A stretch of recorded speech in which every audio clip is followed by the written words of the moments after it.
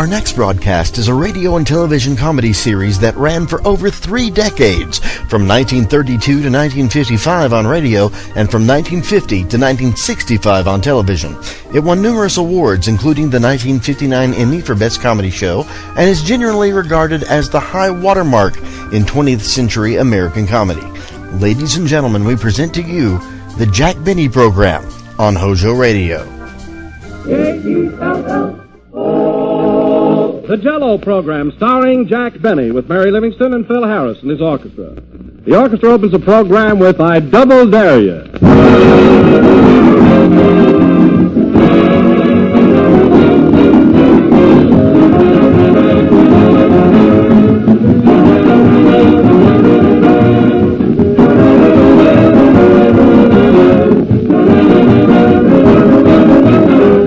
Although Christmas is 6 days away, we want to say our Merry Christmas now. We hope you'll have a swell holiday, lots of fun, and plenty of good things to eat. And here's a suggestion for these holiday nights when you're all so very, very busy. Serve Jell-O for dessert. It's quick and easy to prepare, and it's light and delicious to eat. Just the right dessert for the holiday meals. A glowing mold of colorful Jell-O will tempt every appetite. For Jell-O is so gay and cheerful to look at, with colors that match the holiday spirit. And Jell-O is perfectly grand to taste. It's crammed with extra rich fruit flavor. A true fruit goodness that simply cannot be topped. Only Jell-O brings you this extra rich fruit flavor, so don't accept any substitutes. Look for the big red letters on the box. They spell Jell-O.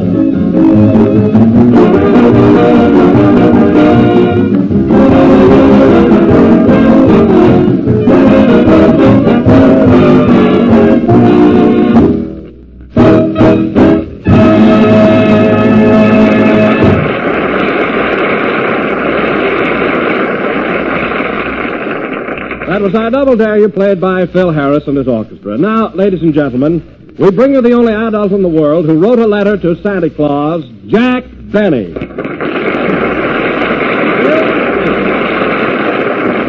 Thank you. Hello again, this is Jack Benny talking. And, Don, I would never have told you about writing that letter if I thought you were going to publicize it. I only wrote to Santa Claus for sentimental reasons, that's all. Sentimental reasons? Yes, I've been corresponding with him for years, and I'm not going to break it off now.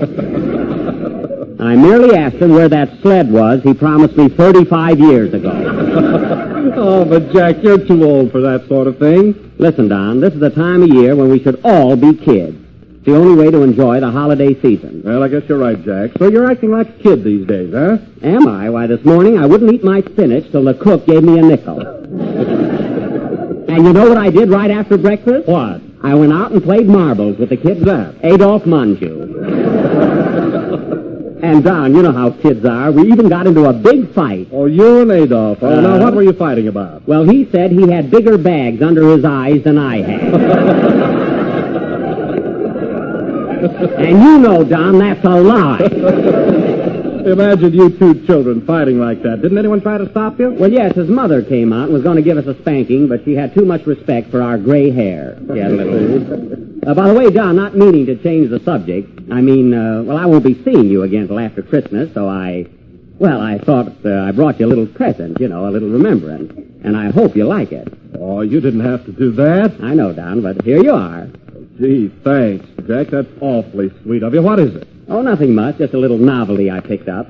It's a combination electric razor and shoe brush. Oh, that is a novelty. I'll say it is. You can shave and get a shine at the same time. So you can? Yeah, of course, you'll have to hang your shoes on your ears.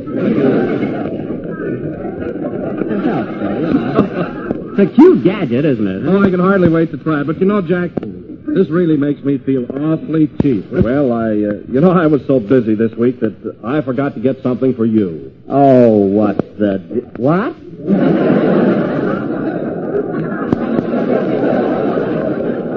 Oh, I'm really frightfully sorry, Jack, but it just slipped my mind. Oh, that's all right, Don. Say it could happen to anybody. You just forgot, that's all. Yes, I'm afraid I did. You won't hold that against me, will you? No.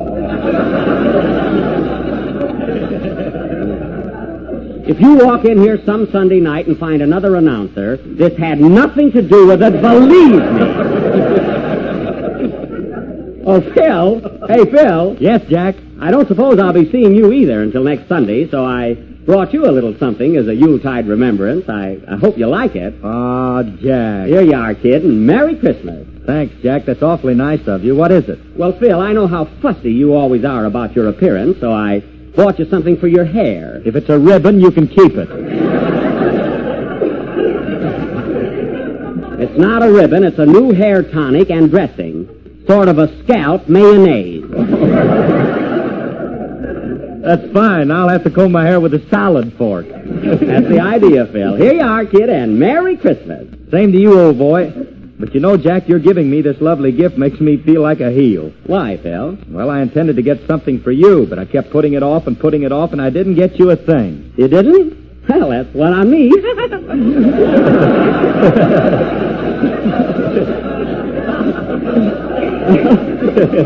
Well, don't worry about it, Phil. No kidding, Jack. I feel rotten about it. Oh, forget it, kid. After all, it's the thought that counts, and I know you were thinking of me. Yes, I was. That's all that matters. Anyway, Jack, I'll make up for it. Next Christmas, I'll buy you a real present. If you're here, Phil. If you're here.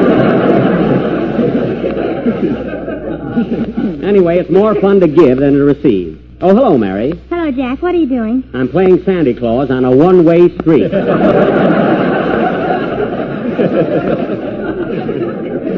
Well, Mary, I see you're wearing that little charm bracelet I sent you yesterday. Do you like it?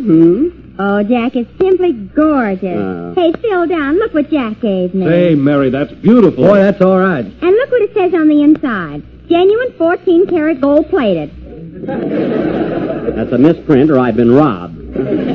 What are those charms there, Mary? Well, here's a little mermaid, and here's a little fish, a little frog, a seahorse, a crab, a lobster. How do you like it, Mary? Fine, only I'll have to keep it underwater. And, oh, Jack, here's a charm I can't make out. What is it? That's the price tag. Take it off. Let's see that tag, Mary. Never mind that. I paid $198 for that bracelet. If you did, the decimal point's in the wrong place.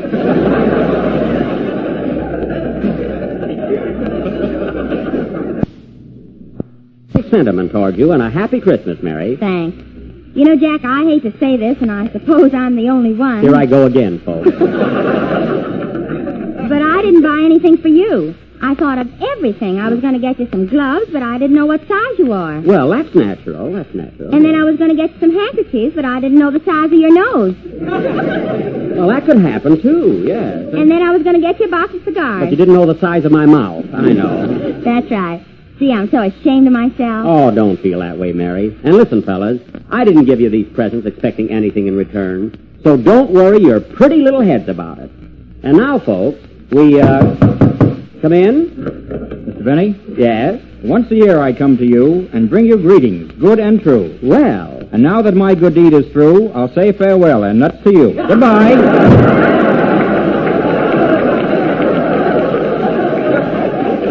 You know, Mary, I'd like to hang that guy on my Christmas tree. Play, Phil.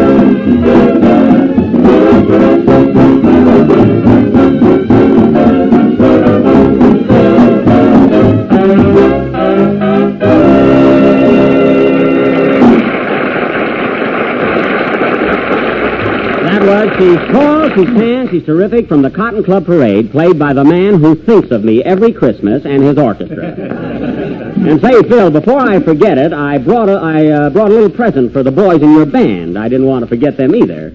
Here it is, a pint of good old California wine.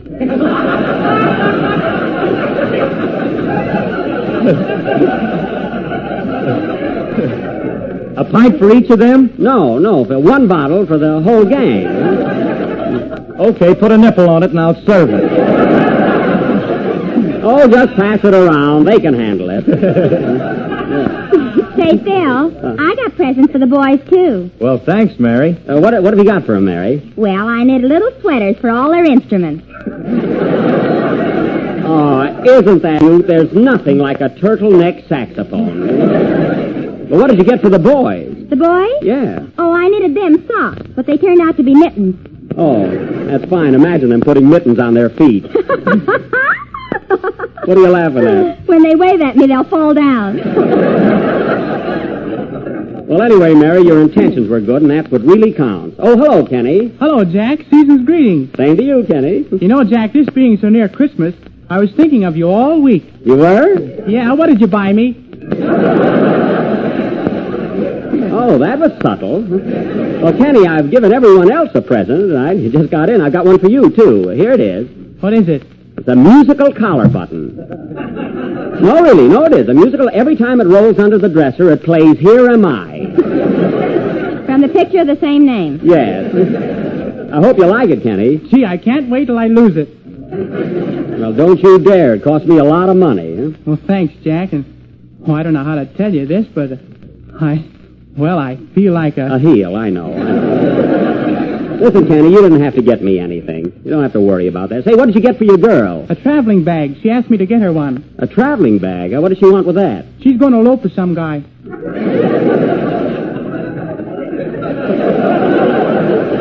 Why, Kenny, do you know what elope means? No. It means she's going to run away and get married. What's she running for? What's she running for? Did you hear that, Mary? No, I'm going to listen to Don. Go ahead, Don. Ladies and gentlemen, as long as you're running, run to your nearest grocer and ask for a package of Jell-O. It is tempting, economical, and easy to make. Oh, thanks, Mary. It was a pleasure, Don. Oh, I enjoyed it tremendously, too. So unexpected, Don. You're just a whiz. And now, going from the 6 delicious flavors to our sketch, tonight we will present the... Come in. Package for Jack Benny. Oh, a package. It must be for my father. He's the only one who thinks of me, anyway. Right here, boy. Oh, wait a minute. Here's a nickel for you. Thanks, Diamond Jim.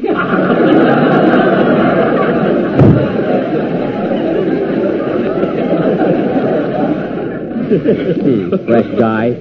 Gee, I wonder what's in this package. Huh? Why don't you look at the card? The card? Oh, yes. Well, I'll be... Read it, Jack. Oh, gee. To our pal Jack, Merry Christmas from Don, Phil, Mary, Kenny, Andy, and Schlepperman. Say, what is this, anyway? Surprise! Surprise! Oh, hey, this is a surprise. Huh? Open it, Jack. You'll love it. Gee, you kind of took me unawares there. For a minute I thought that... Come on, Jack, open it. Okay. I didn't expect this, fellas. Oh, my goodness. It's a Lollapalooza, huh, Jack? Gosh. Pretty snappy, eh? Oh, I can hardly talk. Gee, fellas, what a present. Twin waffle iron.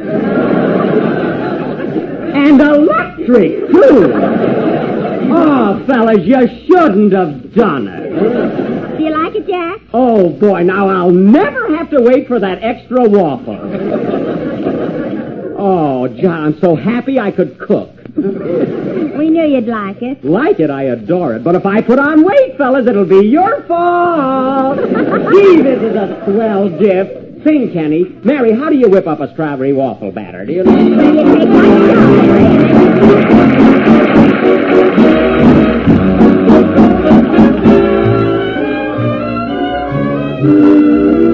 It seems our love affair is ended. Goodbye must mean there's someone new. Though my heartache cannot be mended,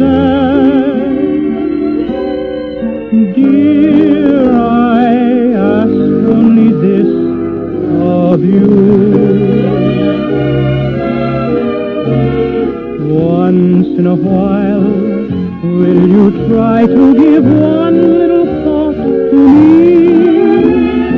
Though someone else may be nearer your heart,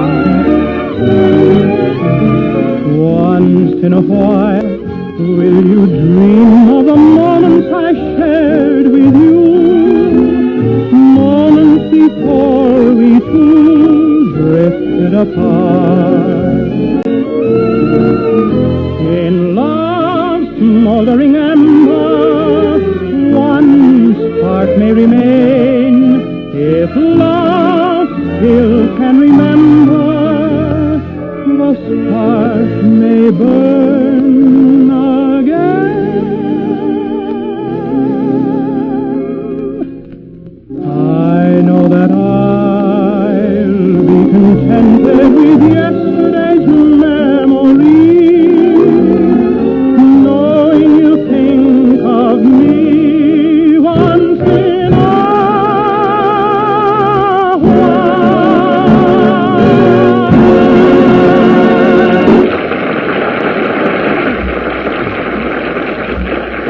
Once in a While, sung by Kenny Baker. And very good, Kenny. I'm not saying that just because you chipped in to buy my gift, either. And say, Kenny, I'll give a big waffle party next week, and you're all invited. You know, I never ate one. What's a waffle, Jack? Well, Kenny, a waffle is a sort of a... Well, it's a cross between a pancake and a doily. Is that clear, Kenny? Yeah. And now, folks, as this holiday season is dedicated for the most part to the happiness of little children, our play tonight is for the kiddies of America. So this evening we are going to present our version of that famous fairy tale, Little Red Riding Hood. Now, I'll play the part of Old Man Hood, Mary will be my daughter Red, and Kenny will be my son Robin. Robin Hood. Are you laughing, kiddies? If they are, it's at something else. Mary. Now, let's see, Don and Phil. Oh, yes, Don Wilson will be a tree in the woods. And, Phil Harris will be a wood chopper who cuts down Wilson. Take it easy, Phil. You know how ticklish I am. Let's see. Oh, yeah, well, Phil will use a dull act. It's all right. That'll help. Now, let's see. We got our play almost cast. Oh, my goodness, I forgot the most important part of all, the wolf. Now, who'll be the wolf? Say, Jack, I'll take a fling at it. No, Phil, you're more the rat type. I know what. I'll be the wolf myself. I'll play two parts. Oh! Did that sound like a wolf, Mary? Sounded more like a toothache. All right, I'll be a wolf with a toothache. And now, folks... Say, Jack, who's going to be the grandmother? I won't tell. That's a surprise. So now, folks, we're going to present Little Red Riding Hood, or Mr. Wolf Goes to Town. The scene opens in the farmhouse of Mr. and Mrs. Riding Hood, where we find the elderly couple busy decorating their Christmas tree. Curtain. Music.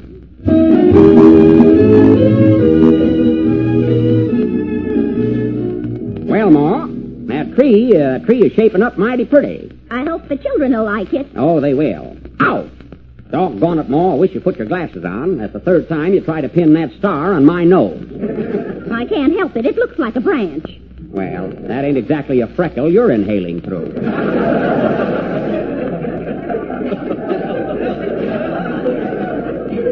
Now, let's see. We only have one more thing to hang up on the top of the tree. Hold this ladder while I get up there. Hold it steady now. I got her, Pa. It sure looks pretty. Ain't been so high since last New Year's Eve. Hold steady there, Ma. I'm a-holding. Consarn it. You fell down, Pa. Oh, did I? You must be psychic. It's all your fault, Ma. Why didn't you hold the ladder? I did, and I'm still holding it. That's the floor lamp. I told you to put your glasses on. Doggone, if this wasn't our anniversary, I'd slug you. If you want to make the next one, you better not.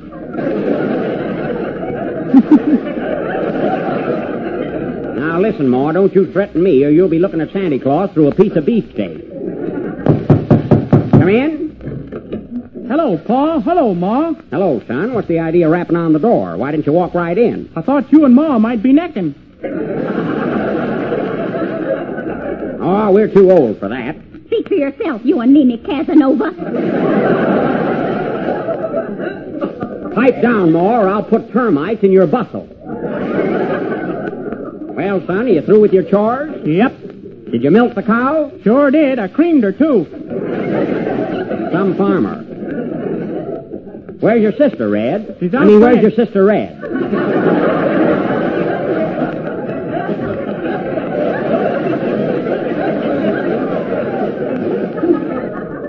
She's outside making a snowman. Doggone that girl.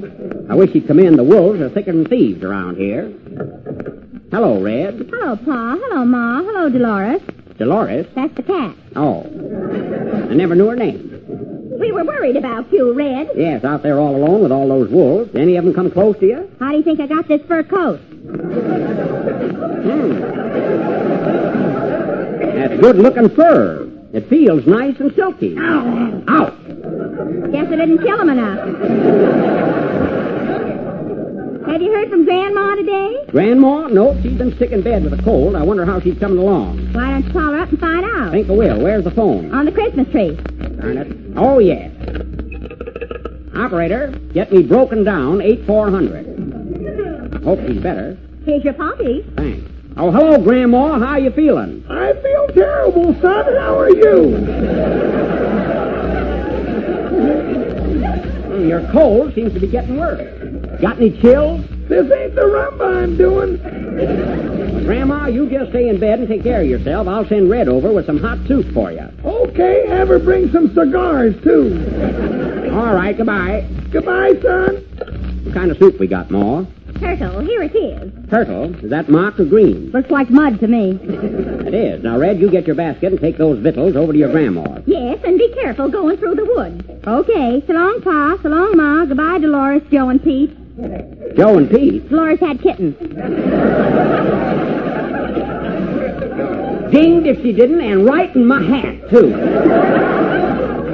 Now, be careful, Red. Remember, don't talk to any wolves. I wouldn't speak to anything less than a silver fox. I know that. Goodbye, daughter. Goodbye. Oh, boy, what a night. Listen to that wind howl. And listen to the snowfall.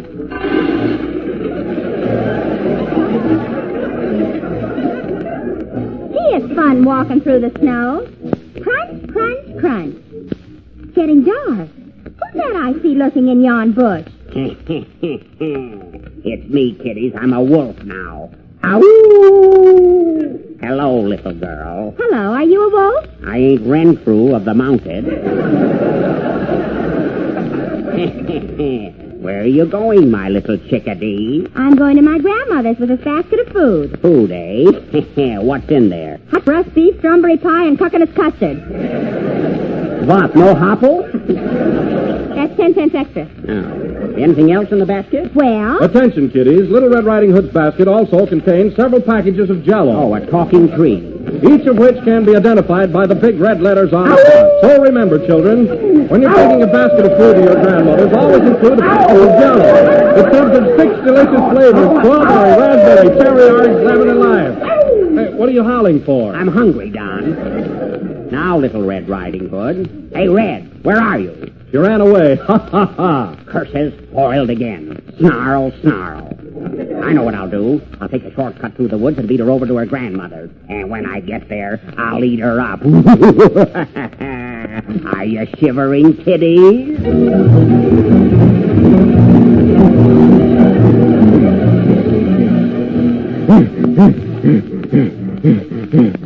This must be the place.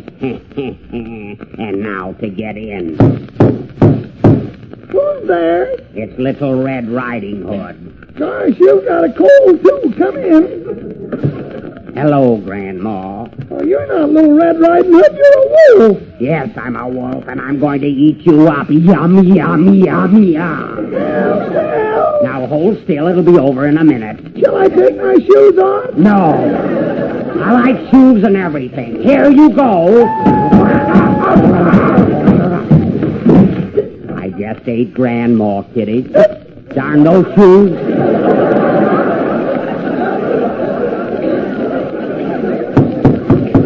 That must be Red Riding Hood now. I've got to act quick. I know what I'll do. I'll put on this nightcap and get under the covers. That'll fool her.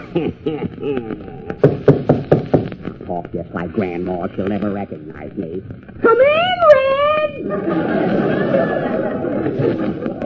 Hello, Grandma. I brought you a basket of food. Hot soup and eggs. Goody, goody. But first I want to talk to you. Come over here by the bed, my dear.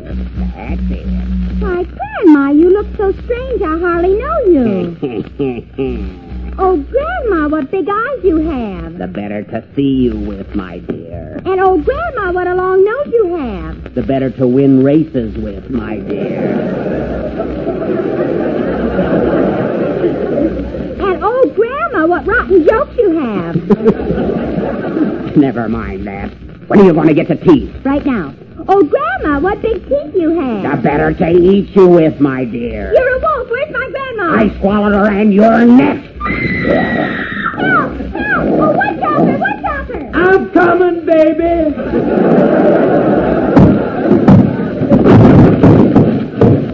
Curses, boiled again. Quick, shoot the wolf! Shoot him! Shoot him! Shoot him nothing. I'm going to take my axe and chop him right in two. Don't do... Thanks, Grandma, you saved my life.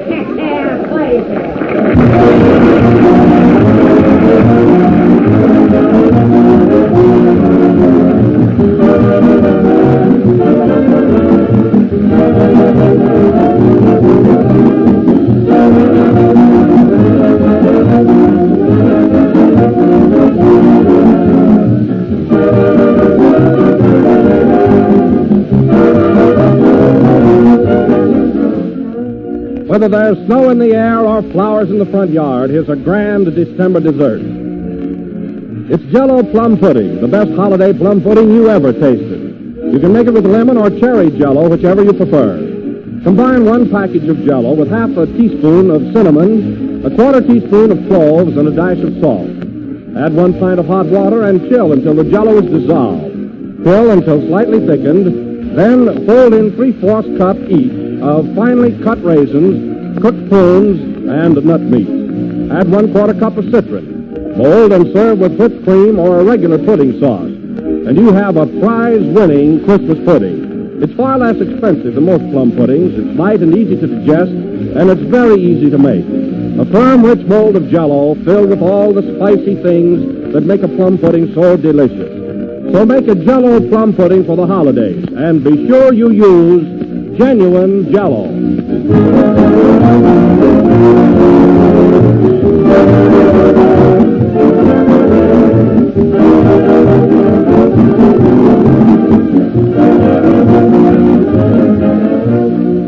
This is the last number of the 12th program in the new Jell-O series, and we'll be with you again next Sunday night at the same time. Say, Jack, I hear you're going to visit Fred Allen on his program Wednesday night. Is that right? Yes, I am, Mary. I've got a business deal on with him. What's it about, Jack? Oh, you'll find out. Is it animal, vegetable, or mineral?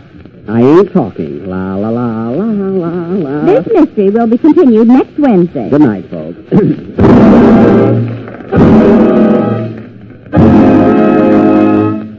J-E-L-L-O.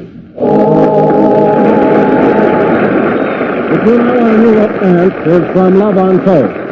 Penny Baker appears on the Jell-O program through courtesy of Mervyn LeRoy Productions. This is the National Broadcasting Company. You're listening to HOJO Radio. More classic old-time radio coming your way next. J-E-L-L-O.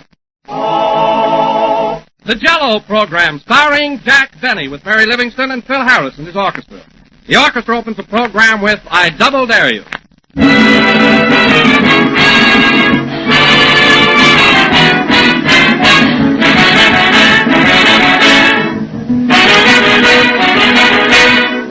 There's a play that recently opened in New York City called Hooray for What? Well, here's one answer to that question. It's Jell-O, and you'll all cheer for Jell-O because it's one of the grandest dishes you can serve. It's quick, it's inexpensive, it's delicious. And you can vary it in all sorts of ways to keep your menus different and interesting. Try Jell-O with sliced bananas or canned fruits. Decorate it with chopped nuts and whipped cream. Or make little tart shells and fill them with Jell-O. Oh, you'll think of dozens and dozens of variations because Jell-O's 6 delicious flavors lend themselves perfectly to all sorts of marvelous combinations. Strawberry, raspberry, cherry, orange, lemon, or lime. Just be sure you get genuine Jell-O. For only Jell-O brings you that delicious, extra-rich fruit flavor. Look for the big red letters on the box. They spell Jell-O.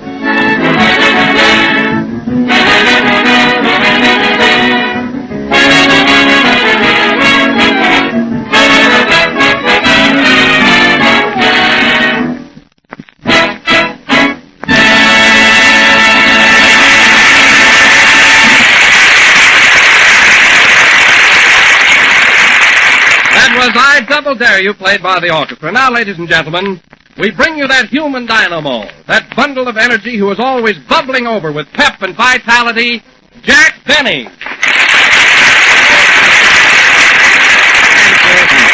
Hello again, this is Jack Benny talking. And, Don, that was an awfully nice send-off you gave me, although you picked the wrong night for it. I was never so tired in my life. Well, I see, Jack. Then you're not bubbling over as usual. Bubbling over? Don, tonight I'm not even capable of a small drool. I'm just completely worn out. Well, you were all right last week, Jack. What happened since then? It's that new picture I'm going to make, the rehearsing, the test, the costume. And on top of that, I'm having trouble getting the right makeup. Gee whiz, they ought to know how to make you up by this time. Well, they ought to, but they don't. You should see my screen test. I got a little dimple in my chin and it photographs like the Grand Canyon. Not only that, my eyes look like Minneapolis and St. Paul. Yeah, I look like I'm working for Rand McNally. Well, I just can't understand that, Jack. Neither can I. I've got the same makeup man that Fred McMurray has. Well, Jack, Fred McMurray is younger and a naturally handsome type. Well, what do you think I am? You know, Paramount isn't signing any gargoyles to long-term contracts. You know that. Huh? Well, then maybe it is the fault of the makeup man. I don't know, but you know what burns me up, Don? He dashes into McMurray's dressing room, puts a little powder on his face, and Fred is all set. Oh. Then when he comes over to make me up, he takes off his coat, opens his bag, and pulls out a blueprint.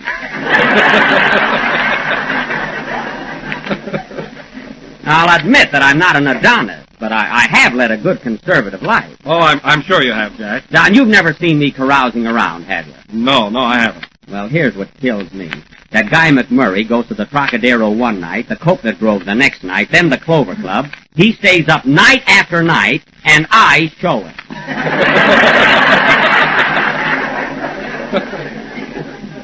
Anyway, I'll be glad when I get started on my picture and it's over with. Who's going to be your leading lady, Jack? Oh, hello, Mary. I didn't see you. What did you say? I said, who's going to be your leading lady? I told you last week. It's Francisca Gall, that new Viennese star. You remember I went over to her house to rehearse last Sunday night. Oh, yes, I remember. She invited Phil Harris, too. Yes, Curly Locks had to come along. Phil spent the whole evening teaching her how to do the Big Apple, and I sat there like a worm. Every time I make a picture, Phil falls in love with my leading lady. Why don't you play opposite Rex, the Wonder Horse? Thanks, Mary. I'd look fine with a horse on my lap. What part would I play, a jockey? No, a milk wagon. Oh, quiet. And don't give me any more suggestions. Well, here comes Cupid's little ambassador now. Hello, Jack, old boy. How's the Waukegan wallflower? Fine, thank you. How's my kinky-headed leech? Oh, just dandy. I never felt better in your life. Well, stay out of my life. You certainly fixed up my rehearsal last Sunday night. I was there to work with Miss Gall, and you stand around distracting her attention. Well, I was just trying to be sociable. And then you had to suggest that I go out and buy some ice cream. What about it? Well, the least you could have done was eat it when I brought it back. Go on. I didn't want any ice cream. Oh, you didn't? Then what did you send me? Oh, I get it. You wanted to be alone with Miss Gall. I see. See, I thought there was something fishy about that ice cream. What flavor was it, Barracuda? I can't figure out how I could have been so gullible. Oh, hello, Kenny. Hello, Jack. What's eating you? Termites. I got a wooden head. Kenny, I always thought that you were dumb, but I'm really a sap. For plain ordinary stupidity, I've got you back off the map. Oh, I don't know about that. Now listen, Kenny, I've got a date with a girl. Phil comes along. They want some ice cream, and I go out for it. Top that. All right. I had a date with a girl. Another fellow came along. Nobody wanted ice cream, and I still went out for it. Top that. Well, Get this. I had a date with a fellow once. His girlfriend came along and hit me in the face with a banana split. I don't think that's so funny. Well, I laughed. Yeah, and the banana split. Why, Kenny, that's a nifty. Yeah, I wish I could think of one like that every week. Well, go ahead and sing before you have a brain storm. Banana split. Wasn't that awful, Mary? Yeah, it's a good thing he can sing. Yeah.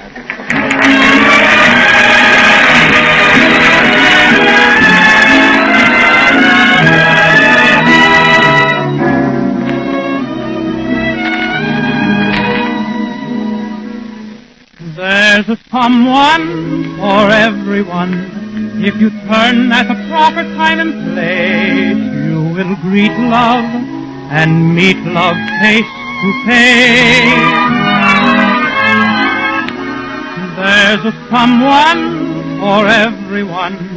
Fate was kind, oh so very kind to me. All at once, a thrill I'd never known. And there was I,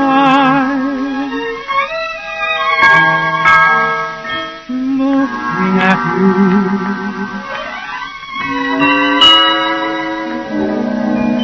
Sweet someone, I can't resist you. Sweet someone, oh, I've missed you. Where have you been all these nights, all these days? Where was that smile that is driving me crazy? Sweet someone, I'm glad I found you. I'm building my world around you, for heaven sent you and meant you to be a sweet, adorable someone for no one but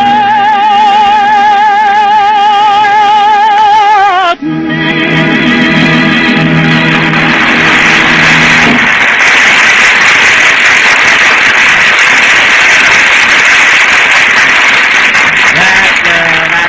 Sweet Someone from Love and Hisses, sung by our wit and humorist, Penny Baker.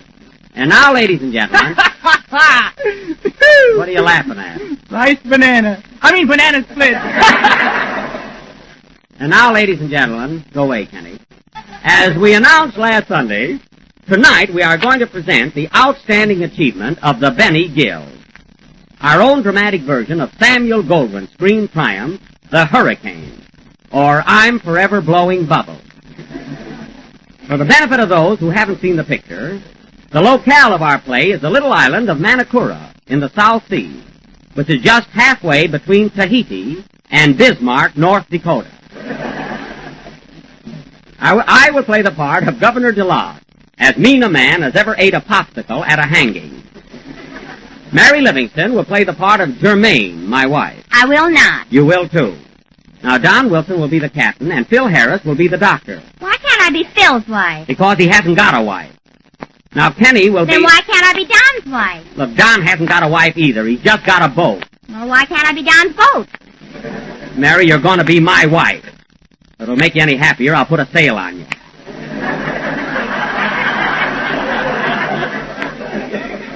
Now, Kenny Baker will be one of the natives, tall, dark, and barefooted. Barefooted? Won't I catch cold? You won't catch cold. You're in the South Sea. Oh, then I'll drown.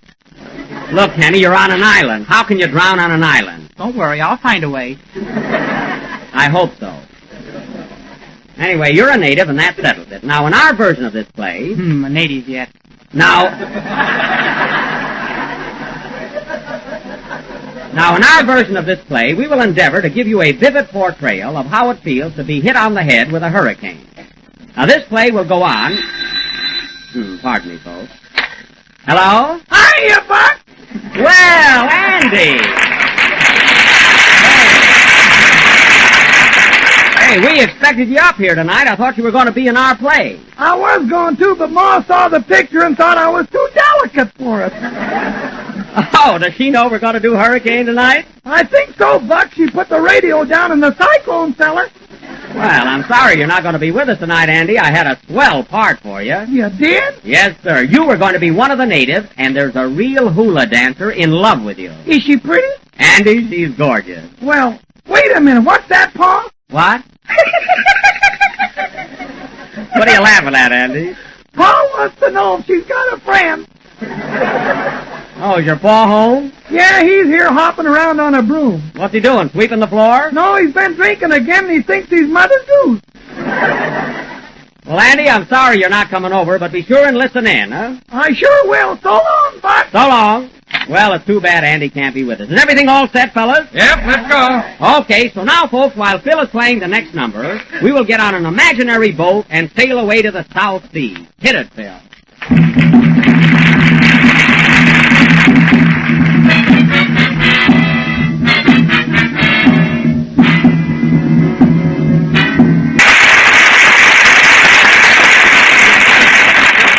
That was Snake Charmer, played by Phil Harris, a snake if there ever was one, and his orchestra. And now, ladies and gentlemen, for our feature attraction, the Hurricane. As the scene opens, we learn that Governor DeLodge has sentenced Tarangi, a young native, to 20 years imprisonment in Tahiti, much against the wishes of his friends and the populace of the island. The locale is the island of Manakura, the residence of Governor DeLodge. And as the curtain rises, we hear in the distance the chant of one of the natives.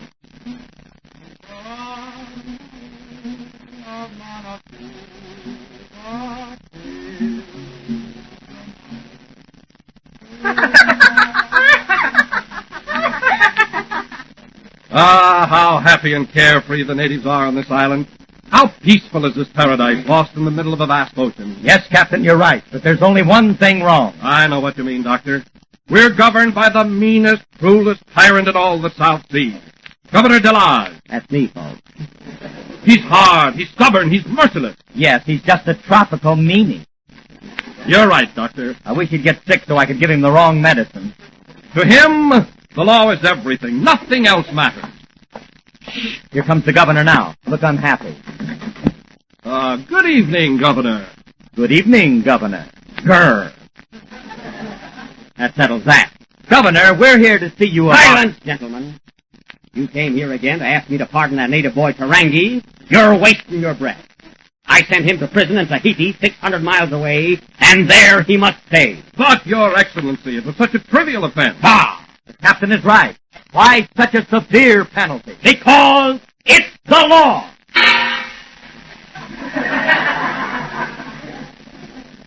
Dr. Harris, you and I have been friends for a good many years. And when you ask me to change my principles, forego my belief in justice, you're a-going too far. But, Governor, that boy Tarangi is the most popular native on the island. He sure is, Govey. Govey? Why, the girls here would rather have a smile from him than a kiss from Robert Taylor. How do you know? I've been having trouble, too. Well, I'm sorry, gentlemen, but I refuse to pardon Tarangi, and that's final. But why, Govey? Yes, why? Because it's the law! What is that? Major Bowles, he just arrived with the unit. Oh, he sure gets around. Well, gentlemen, I hope I've made myself clear. Tarangi stays in jail. But what crime did he commit to warrant 20 years in prison? 20 years of hard labor. What crime? He stole a coconut. Why, Governor, there are thousands and thousands of coconuts on this island. But this one had milk in it. And grade A, too. But, Your Excellency, all coconuts have milk in them. That's immaterial, irrelevant, and news to me. Anyway, Tarangi was found guilty of the crime, and he must serve his sentence. But why such a severe one? Because it's the... Wait for me!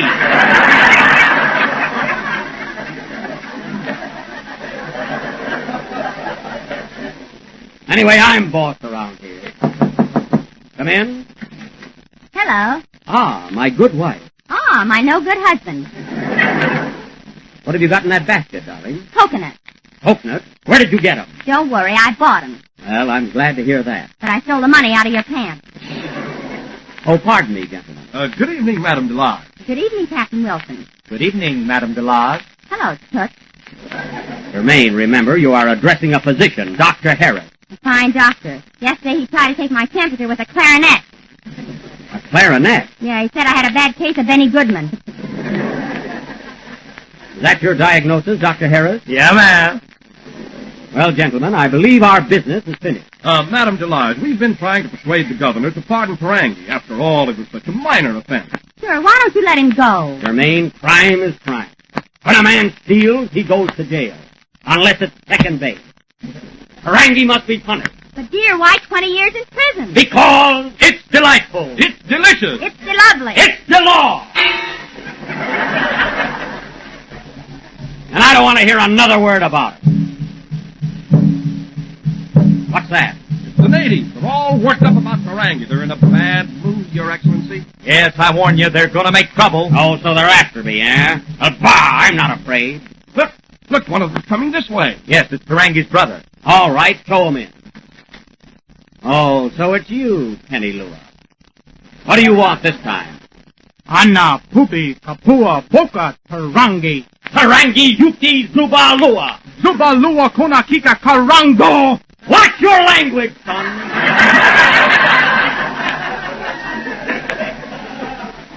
There's a lady present. Oh, I'm broad-minded. Germaine, go to your room. Oh, Coca-Cola Maluka. Germaine, do you know what you're saying? No, and neither do you. Now listen to me, Penny Lua. Hola, you got Tarangi. Tarangi Papula Kapua Mola Poopi Tila. And that's Cuba Gula. Oh, go sit on a Takalua. A fine native. You better be careful, Gubby. They're not going to take it on the chin forever. As long as I'm governor of these islands, the law will be upheld. I've made up my mind about Tarangi. Nothing can swerve me. Nothing can move me. Wait till that hurricane comes along. Hurricane, bah. We haven't had a hurricane here in 20 years. It doesn't worry me. And why they got this toupee tacked on? Because it's the law!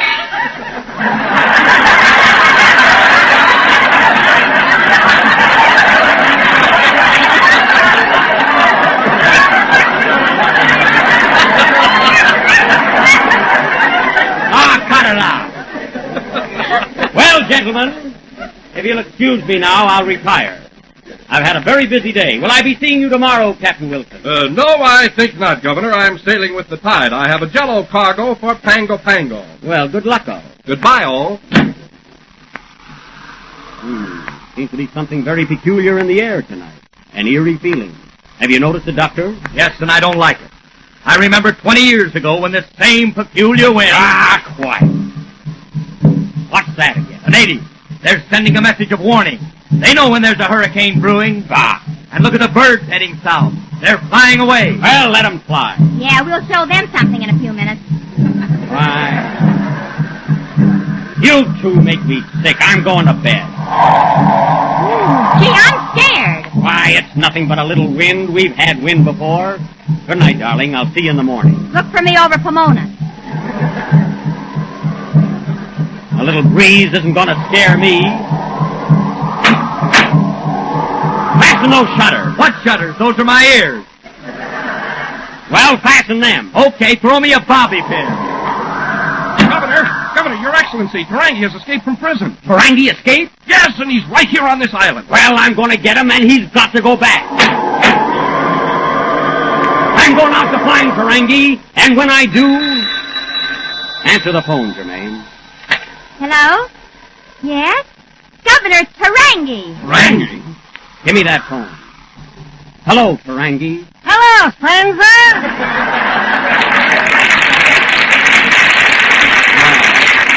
So it is you. When did you escape from prison? Ukapula Vini Vini Tuta Bala Bala yesterday. Yesterday? How did you get out of jail? I pardoned myself with a hacksaw. Oh, am I exhausted? I swam all the way. You swam 600 miles from Tahiti to Manakura in one day? How could you do that? A shark was pushing me. A shark, eh? What happened? What could happen? He swallowed me. Why, that's ridiculous. Where's the shark? Where do you think I'm calling from, a phone booth? That's a lie, Tarangi. You're hiding. You're not inside of a shark. I am, too. I don't believe it. Wait till you see me in Ripley's column. You can't fool me, Tarangi. You're not in the water. You're someplace on this island, and I'm going to track you down. All right, but you better get the goldfish for bloodhounds. Goodbye. Tarangi! Tarangi! I'm going to put him back in that cell if it's the last thing I do. Captain Wilson, get the iron. Okay. You'd better wait until the storm blows over, Gov. We'll need every man on the island. This is a fine time for a win. Look, Your Excellency, the natives are taking to their boats. Let them go, the fools. They won't find it any safer out there.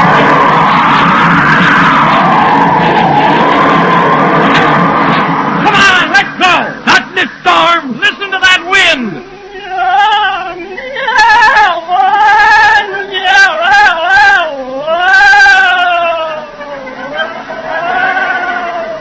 What's that? Mother Nature's gargling. Germaine, this is no time for levity. Captain Wilson! Prepare your boat for immediate sailing. Aye, aye, Governor. But look, the boat is gone. The boat's gone. Where is it? That ain't the China Clipper flying over us. Germaine, stay close to me. Oh, Captain! Captain Wilson, where is he? He just went into a tailspin. Well, I might as well blow, too. So long. I'll let them all blow. I'm going to bed. You better hurry. It just went out of the window. Oh, this is a hurricane. Germaine, where are you? On the roof, wherever that is. Captain Wilson! Oh, Captain Wilson! What? Wait, I can't hear you! Quiet!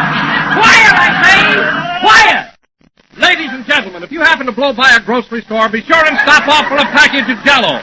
Try all its 6 delicious flavors: strawberry, raspberry, cherry, orange, lemon, and lime. Are you through, Wilson? Yes! Then let's go!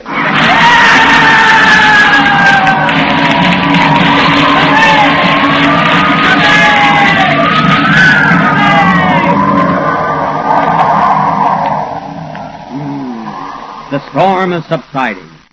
Everything is swept away, leaving nothing but desolation in its wake.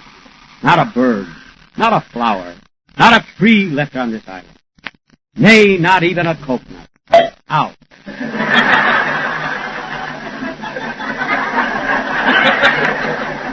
Well, just one, anyway. Ah, my poor little wife. Where is she? Germaine. Germaine. At last she's gone too. Good heavens, what a storm. What a wind. Come in. Governor Dolores? Yes? Would you like to buy an electric fan? Get out of here! How did he get on this island?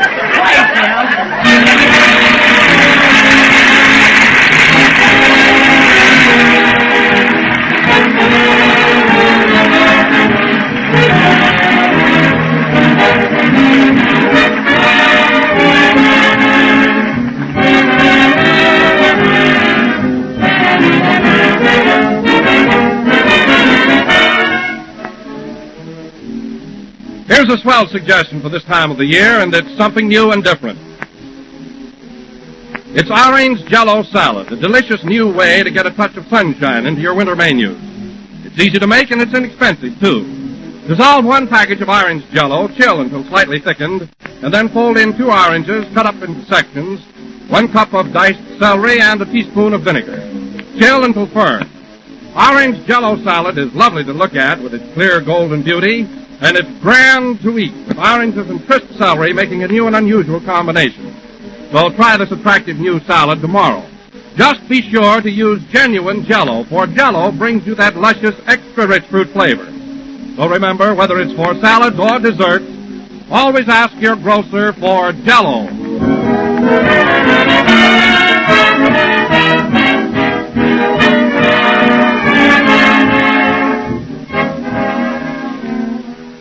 The last number of the 18th program of the new Jell-O series, and we'll with you again next Sunday night at the same time. Oh, Jack. What is it, Mary? A telegram just came for you. Oh. It's from Alton Cook, radio editor of the New York World Telegram. As if I didn't know. What does it say, Mary? It says, Dear Jack, in the 7th Annual National Radio Editors Poll conducted by the World Telegram, you were chosen the most popular comedian on the air. This makes the 5th consecutive year that you have won this honor. Well. Wait a minute, that isn't all. It also says John Wilson was picked as the most popular announcer, and Kenny Baker was second among all male popular singers. Well, Alton, I just want to say that all of us on the Jello program are deeply grateful and highly honored. We want to thank you, all the editors, and our listeners. Come on, Jack, here's your hat. It doesn't fit now. Good night.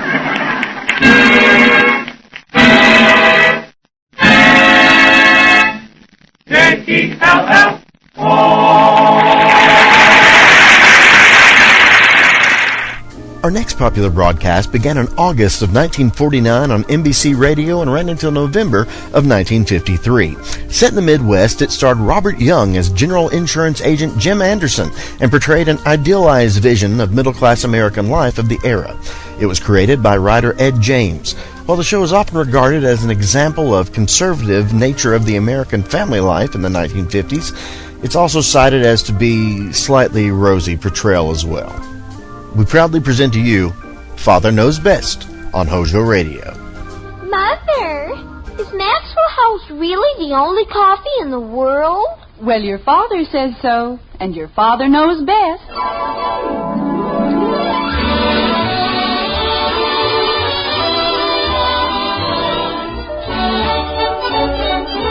Yes, it's Father Knows Best, transcribed in Hollywood, starring Robert Young as father. A half-hour visit with your neighbors, the Andersons, brought to you by America's favorite coffee, Maxwell House, the coffee that's always good to the last drop.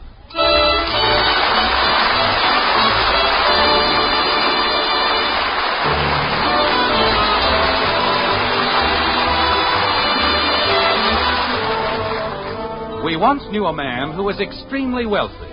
And he had a wonderful system for acquiring money, which we think will interest you. He was up every morning at 6, worked 14 hours a day, 7 days a week for almost 20 years. And then, when he was only 45 years of age, his uncle died and left him $3 million. Wasn't that nice? Of course, a thing like that would never happen to our friends the Andersons, but it almost did. Yes, sir, they came awfully close to being the richest family in Springfield. Like this. I know, Frank, but I don't care what Gribble says. Look, Frank, Van Norton's willing to give us the land, and if the committee isn't willing to take it... Okay, Frank, okay. And you can tell Gribble for me that he's nothing but a pig-headed old goat. He's nothing but a self-centered, stubborn old jackass, that's what he is. Is something wrong, dear? Oh, that Gribble. He's killing the whole deal I worked out for the playground. Jim, I wish you wouldn't take it so much to heart. After all, it isn't your responsibility. Well, that isn't the point. I talked Van Norton into giving 10 acres of land for the playground. Giving it, mind you. And Gribble won't even take it. Says there must be something wrong with it. But can't you tell the rest of the committee? Margaret, I have told them. I've told them until I'm blue in the face. Well, maybe if you talk to Mr. Gribble again. Gribble? How can you talk to a lunatic? All you have to do is mention the name Van Norton and his nose lights up like a pinball machine. I still say you've done everything you could. Well, I'm not licked yet. I may not have as much money as Gribble, but I've got a lot more sense. Of course you have, dear. I suppose you think I haven't. Jim, there's no point in arguing with me. Well, there isn't anybody else around to argue with. All right, dear, if it makes you feel any better. Hello, Mother. Hello, Father. Hello, Miss Hepburn. Betty. Betty, if you're going to start spouting poetry, I'm warning you right now. Isn't this the most beautiful day you've ever seen? Beautiful? It's snowing. Snow. Darling, I think you've picked a very bad time. Floating to earth like feathers from an angel's wing. Margaret, in exactly 1 Betty, minute... I think you'd better go up to your room. But I didn't do anything. You deliberately disobeyed me. I told you I was in no mood for any of that hogwash. Father. And that's all it is, hogwash. Oh, I'm too happy to argue. If you say it's hogwash, it's hogwash. Well, I'm glad somebody's happy around here. Mother, do you know where I'm going next Friday? No, dear. To see a picture with Van Johnson. Who's Van Johnson? He's a Hollywood star, dear. Oh, that one. You mean he's taking Betty to the movies? Father. Well, you just said... He's in the picture. I'm going with Stanley Lawson. Oh. Who's he? He's a new one, dear, and a very nice boy. Oh, he's wonderful. Now I know what they mean by 9-day wonders. Betty's boyfriend. Aren't they, though? Hi, everybody. What's cooking? Oh. Jim, now what is it? Why does everybody have to be so happy? Boy, when you hear what we're going to do. Hello, Bud. Joe Phillips and I bought a half interest in a corn popper, and we're going to clean up. Hello, Bud. We're going to set up a stand outside the movies and sell popcorn to all the kids. How's that for an idea? Bud. And all we have to... What?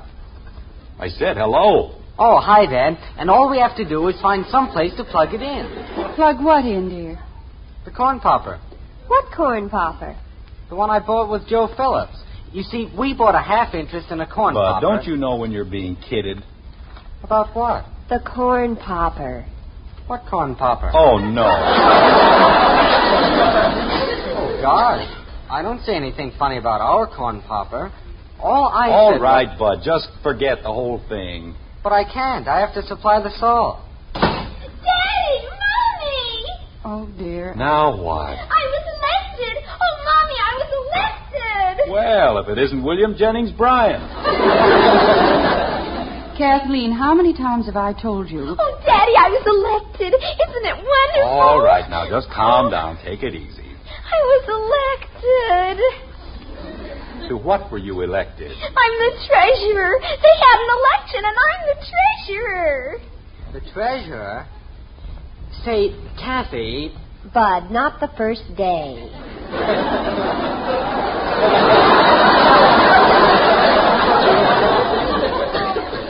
Take it easy. Well, I was just thinking... Margaret, do you know what this is all about? Why, of course, dear. Kathy was elected treasurer. Margaret, of what? My club, Daddy. The little vultures. The little who? Vultures. It's a kind of bird. And I'm the treasurer. Wait a minute. Where did you ever dig up a name like that? Well... I'll be back later, Mom. I gotta go... Bud, come back here. Holy cow. Were you the one who cooked up this delightful little tag for Kathy's club? Well, gosh, Dad, they said they wanted some kind of a bird's name, and, well, have you ever watched them? We like it, Daddy.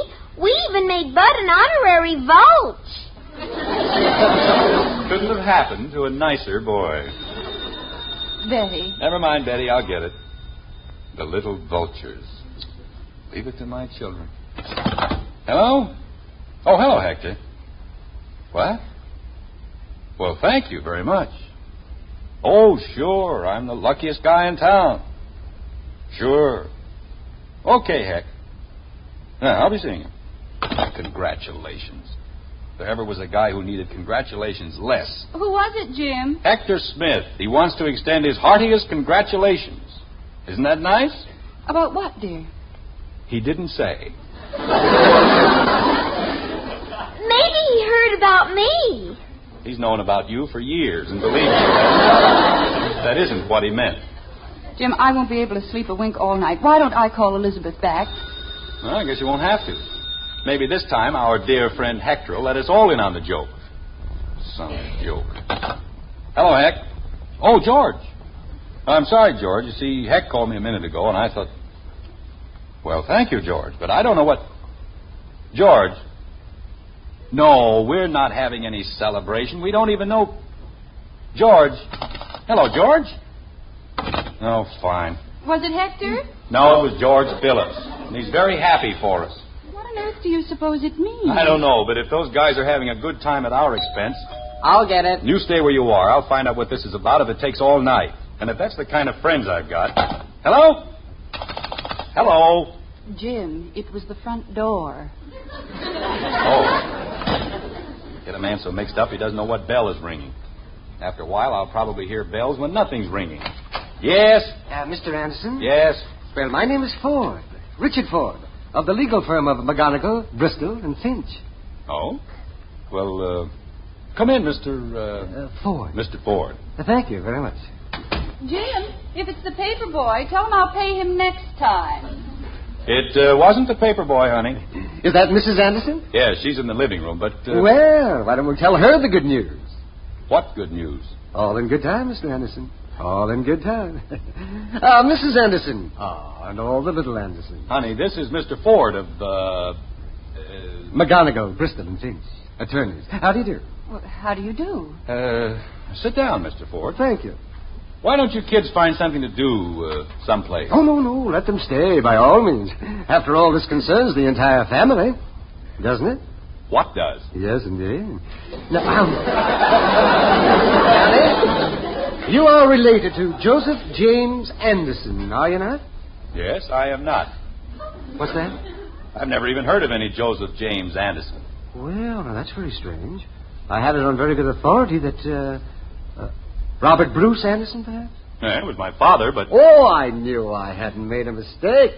Mr. Anderson, Joseph James Anderson was your father's cousin, once removed. Oh, you mean Cousin Joe. Precisely. We haven't heard anything about him for, 30 years. Matter of fact, I think he died about 20 years ago, didn't he? No, Mr. Anderson. Joseph James Anderson passed from this vale of tears less than a month ago. That's impossible. Why, he was over 70 when he decided to run away from home and go to Arizona. He died last week at the age of 102. Well, you see, my father always said he smoked too much. The poor old coot. The poor old coot, you may be interested to know, made you his sole heir. Jim! Father! Holy cow. No, don't get excited.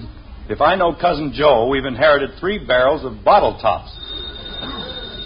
Benny? Father, isn't it the most wonderful thing you've ever heard? The phone's ringing. I've never been so excited in my whole life. Pardon me, Mr. Ford, while I answer the phone. No, that's quite all right. If I help me next summer, I'm going to spend my vacation in a nice, quiet boiler factory. Hello? Oh, hello, Mr. Gribble. Well, thank you very much. Now, about the Van Norton land, well, naturally, advice about what investments? You want my advice? Well, if you think I'm qualified to, all right, J.P. At 12:30 tomorrow. Yes, see you then. Goodbye. He wants my advice? Jim, we're waiting for you. Oh, that was Mr. Gribble, honey. He wants me to give him some advice on his investments. Well, let's talk about it later, dear.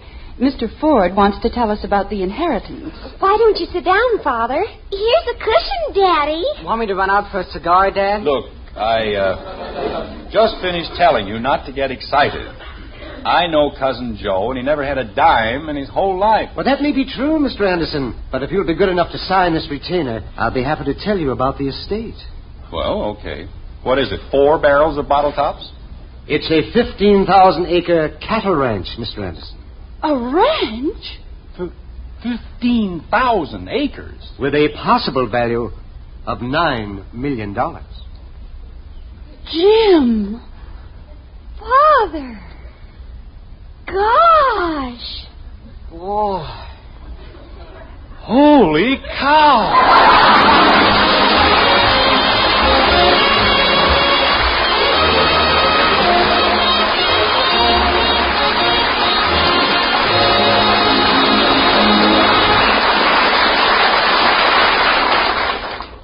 So Father's inherited a $9 million estate. And to Mr. Gribble, that makes him a financial expert. Well, that remains to be seen. But there are some things the head of every family just naturally knows most about, and coffee heads the list. Yes, ladies, when it comes to coffee, wonderfully good coffee you enjoy every time, the world's greatest expert is your husband. Of course, down the years, we've been rated experts, too. More families do enjoy our Maxwell House coffee than any other brand. But when you fill the cups, the final authority is your husband. So here's our promise. Tomorrow, if you'll fill his cup with Maxwell House, he'll thank you and say, "Best cup of coffee I ever tasted." Yes, he'll say that, or we'll give you back your money. We're that sure. You see, no other coffee has that wonderful good to the last drop flavor. That's because no other coffee has our famous Maxwell House recipe, a recipe demanding certain fine coffees blended a particular way. In a word, no coffee tastes like Maxwell House because no coffee's made like Maxwell House. But don't take my say-so. Tomorrow, start serving Maxwell House to your husband. If he doesn't say, "Best coffee ever," just send us the can and unused portion. and we'll gladly refund every penny you paid. Our address is right on every familiar blue tin. Tomorrow, then, put it up to your expert. Serve your husband the coffee with the world's most famous flavor, Maxwell House coffee. Always good to the last drop.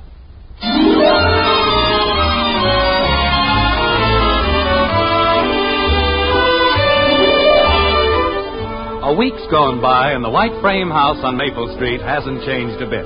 That's the same snow on the front lawn, the same slippery spot on the porch that Jim's going to fix next Sunday. Everything's just as it's always been, except for the people. Yes, the Andersons have changed a little, I'm afraid. Not much, but a little. Like this. Oh, that's fine, Frank. Oh, sure. Well, it really wasn't anything, Frank. That'll be fine, Frank. Sure, Wednesday's as good a night as any. You bet, Frank. Good night, Frank. What did Charlie have to say, dear? That was Frank. Oh, how is George? You're so cute. It may interest you to know, Mrs. Millionairess Anderson, that your husband is being given a testimonial dinner next Wednesday. No. Yes. Jim, how perfectly wonderful. What for? Why, for putting through the playground. That's what for. It's all signed, sealed, and delivered. Jim, that is wonderful. Boy, what a playground that's going to be. You and Mr. Van Norton have done a wonderful thing for Springfield, and I'm proud of you both. Well, you know how it is with us rich men. Jim, do you know what I'm going to do with our first $1 million? I'm going to buy Bud some new socks. Good for you. I have never seen a boy so hard on socks in my whole life. Look at this. Honey, speaking of millions... Yes, dear. Don't be too surprised if Cousin Joe's ranch comes to less than Mr. Ford said. I was only joking, dear. I know. But when he said $9 million, that was only if each acre was a whole unit. I didn't understand that very well, Jim. What was that unit business? It's very simple, honey. In the cattle country, a unit is the amount of land required to feed a cow and her calf for 1 year. That's the way they figure. And that's worth $600. Roughly. Then why do you say it might be less? 15,000 times 600. Margaret, we aren't sure about the land. Maybe an acre won't feed a cow and a calf for a year. It might take 2 or 3. Oh, Jim, really? Well, it might. And if it takes 3 acres to make up a unit, then each acre's worth only $200. And the ranch is worth only a third, or $3 million. Oh, dear. We just have to get a smaller swimming pool, that's all. Yeah. It might even take 10 acres to make a unit. Well, Jim, let's not be ridiculous. After all, how much can a cow and one small calf eat? I don't know. But if it did take 10 acres, well, that'd make it $60 an acre, and 15,000. We'd only have $900,000. Wouldn't that be awful? You know, I've got a good mind. Jim, please. The front door open. It would. Bud? It's me, Mother. We're in the den, dear. What's the matter with you? Oh, Father. You got lipstick on your chin. I have, huh? Somebody must have bit me. Creepers, isn't this a miserable day? Why, Betty, I thought you said... Snow. All it ever does in this town is snow. Wait a minute, sugar. Let's get it out in the open. What happened? Oh, it isn't important. I didn't want to go to the movies anyway. So that's what it is. What is? She had a quarrel with Stanley Lawson. I didn't either. It's all Father's fault. My fault? What did I do? He liked me when we were poor, but just because you had to go and get $9 million... Now, wait a minute. In the first place, we weren't exactly poor. And in the second place, we've got the $9 million nicely whittled down to practically nothing. You have? It might even be less than $1 million. Oh. Well, what good is that? He still won't take me. He says he can't afford loge seats. Why, Betty. I told him I didn't mind, but he says girls with $9 million always sit in loge seats. Naturally. They save a whole row for girls with $9 million. It's the row right in back of the girls with $10 million. Jim. Well, this is the silliest thing I've ever heard. We haven't collected a dime. My bank book looks like an undernourished flapjack. And Stanley Lawson won't go out with my daughter because she's got $9 million. Betty, Don't you think if you explain to him that nothing has really changed? But it has. Everything's changed. Bud? Hello, Dad. Not another one. Is anything wrong, dear? Ah, that's Joe Phillips. What a pain he turned out to be. Something amiss with the popcorn tycoons? Well, why should I supply all the butter? I bought the salt, didn't I? We were all so happy when we were poor. He even had it figured out how many pounds of butter you can buy with $9 million. My, I'll bet that'll fix all the popcorn from here to Lowe's, Calcutta. Bud, if you and Betty don't take these things too seriously, I'm sure... Mommy! Oh, ye gods. Now what? Why, Kathy, darling, what is it? They kicked me out of the club. Oh, Angel. Margaret, why don't you let me... Kathy, why did they kick you out of the club?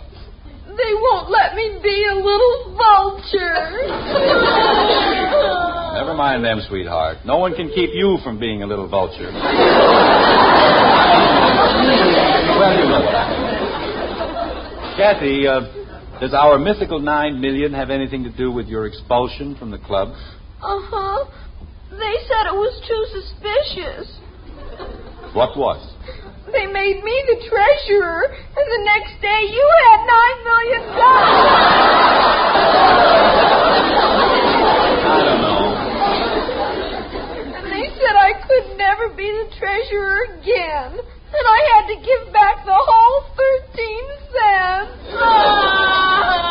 We're outcasts. That's what we are. Nothing but social outcasts. Fine. Tell us all about it right after you answer the phone. No, Jim, wait. Betty, why don't you take Kathy upstairs and get her cleaned up? Okay. Come on, blabberface. Oh, Betty, I was so happy being the treasurer. Bud, the phone's ringing. You want me, Dad? Where did you go? All of a sudden I got hungry. You want me to answer the phone? No, never mind. Either they all answer it at once or they let the darn thing ring for an hour. Well, keep your shirt on. I'm coming. Hello? Hello, Heck. No, we were just sitting around having fun. I can't hear you, Heck. Sorry about what bad news? We haven't heard anything about any... Heck. Okay, Heck. Sure. If it'll make you happy, I'll keep the lower lip stiff, too. Thanks for calling, Heck. Goodbye. Gloomy character. Sounds like he just got a good look at the thing. Who was it, Jim? Hector. He heard the sad news, and he's very sorry. What sad news, dear? You don't suppose he's the field secretary for the little vultures, do you? Every time something happens to Kathy and the vultures, Heck's on the phone. Oh, my aching ear. Why don't you let me get it this time? No, I'll carry through to the bitter end. Better Mousetrap Anderson, that's me. One more trip to the phone, and I get permanent possession. Hello. Hello, George. Thank you very much, George. Goodbye, George. This can go on all night. What did George want, dear? Same thing, bad news, keep a stiff upper lip, pip, pip, tally-ho. Well, the least you could have done was ask him what bad news. And play straight for those two practical jokers? Margaret, I'm surprised. You've known Heck and George as long as I have. They were both perfectly sincere last time, Jim. Say, that's right. They were, weren't they? Maybe I'd better call them back. Jim, this time it's the doorbell. Thank you very much. Treat a man like he needs a seeing-eye door opener. Oh, hello, Mr. Ford. Well, Mr. Anderson. We were sort of hoping we'd hear from you. Come on in. Thank you. It's been a busy week. I'll bet you have. Honey, it's Mr. Ford. Hello there. Mrs. Anderson, how nice. Go right into the den, Mr. Ford. Thank you. Well, this is a comfy little spot, isn't it? Why don't you sit at the desk, Mr. Ford, and then you can spread out all your papers and things. Well, that would be nice. Let me get a couple of cushions for you. Oh, no, this will be fine, just fine. Now. Yes? Well, first, here's the receipt for your $100 retaining fee. Oh, that. It's very important, you know, all these little details. Let me see now. The ranch. If you haven't anything else on your mind. Jim, please. Well, you must be very anxious. Of course not. What do we care for a couple of $1 million, more or less? Well, Jimmy, I'm afraid you're going to be just a little disappointed. You see, when I said 9 million, Mr. Ford, how much is it worth? Well, you remember what I told you about the unit system? 1 cow and 1 calf for 1 year? Yes. Well, on your cousin Joe's ranch, it seems that 1 cow and 1 calf need quite a bit of land. How much? 1,200 acres. 1,200? Oh, Jim. Which makes the value of the land 50 cents an acre. Oh, Jim. Well, that isn't too bad, honey. We'll have a ranch to go to every summer, and all it cost us is the $100 we gave Mr. Ford. Mr. Anderson, as your legal advisor, may I suggest that you forget the whole thing? Forget it? Well, you see, the land is only worth $7,500. Whoa, what's wrong with $7,500? Well, nothing except that we found a bill for $8,200 in back taxes. Oh, no.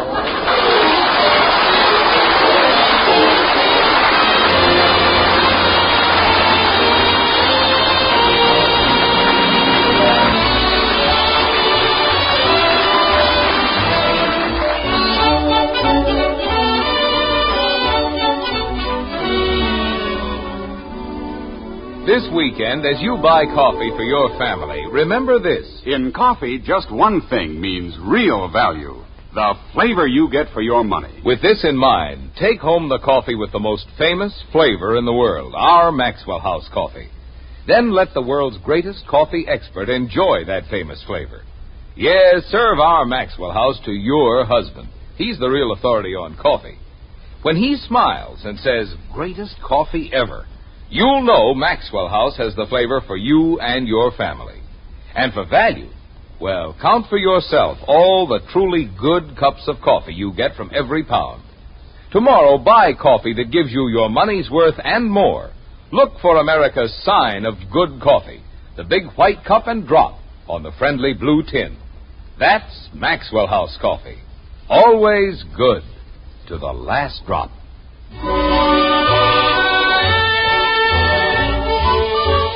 Remember Francois Villon? He was king for a day. Remember the Andersons? They were millionaires for a whole week, which is nice work if you can get it. Anyway, they're back to normal now, if you can call anything connected with the Andersons normal. Like this. Wasn't Jimmy Woody sweet, Mommy? Yes, dear. He said he didn't care what anybody said. If I wasn't a little vulture, nobody was. That's my girl. Isn't this the most beautiful day you've ever seen? She saw Van Johnson, huh? Well, she went to the show with Stanley, but I think that's all she saw, Stanley. Dad, I got the plaque all polished up. How does it look? Oh, fine, Bud. Just fine. Let me see it again, please. Oh, Jim, isn't it beautiful? Now, where do you think we ought to put it, honey? Well, in the den, naturally. To James Anderson, Sr., for outstanding service to the youth of Springfield. Isn't that nice? You know, it's a funny thing, Margaret, but I've got a peculiar feeling that the plaque isn't all mine. What do you mean, dear? Well, I wasn't getting anywhere until that silly inheritance came along. You know what I'm going to do? You're not going to give it back. Oh, no. But down here on the bottom, I'm going to put a little sticker that says, "With one assist from Cousin Joe."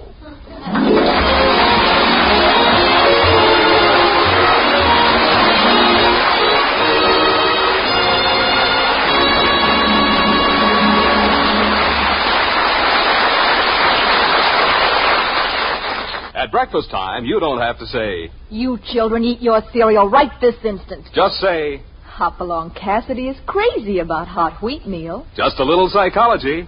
Yes, to get your children to eat a hot cereal, just tell them Post Wheatmeal is Hopalong Cassidy's favorite hot cereal. And they'll eat it, too. Post Wheatmeal is chock full of solid whole wheat nourishment, has a wonderful nut-like flavor, and it cooks in just 3.5 minutes. You'll see, you'll all agree, it's the best hot cereal you ever ate. Join us again next week when we'll be back with Father Knows Best, starring Robert Young as Jim Anderson, with Roy Bargy and the Maxwell House Orchestra. In our cast were Rhoda Williams as Betty, June Whitley, Ted Donaldson, Norma Jean Nielsen, Howard McNair, and yours truly, Bill Foreman. So until next Thursday, good night and good luck from the makers of Maxwell House, America's favorite brand of coffee. Always good to the last drop. Father Knows Best was transcribed in Hollywood and written by Ed James. Now stay tuned in for Dragnet, which follows immediately over most of these stations.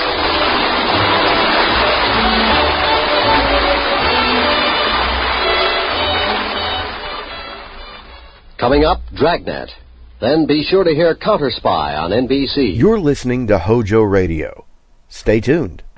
Mother, is Maxwell House the best coffee in the whole world? Well, your father says so, and your father knows best.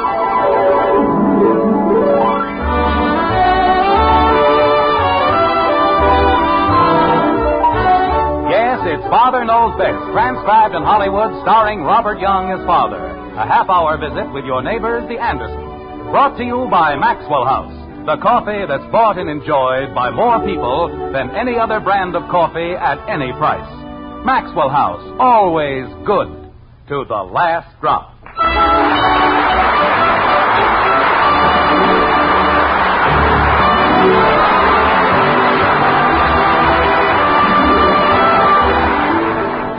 Conversation is a peculiar art, and probably the only one divided into genders.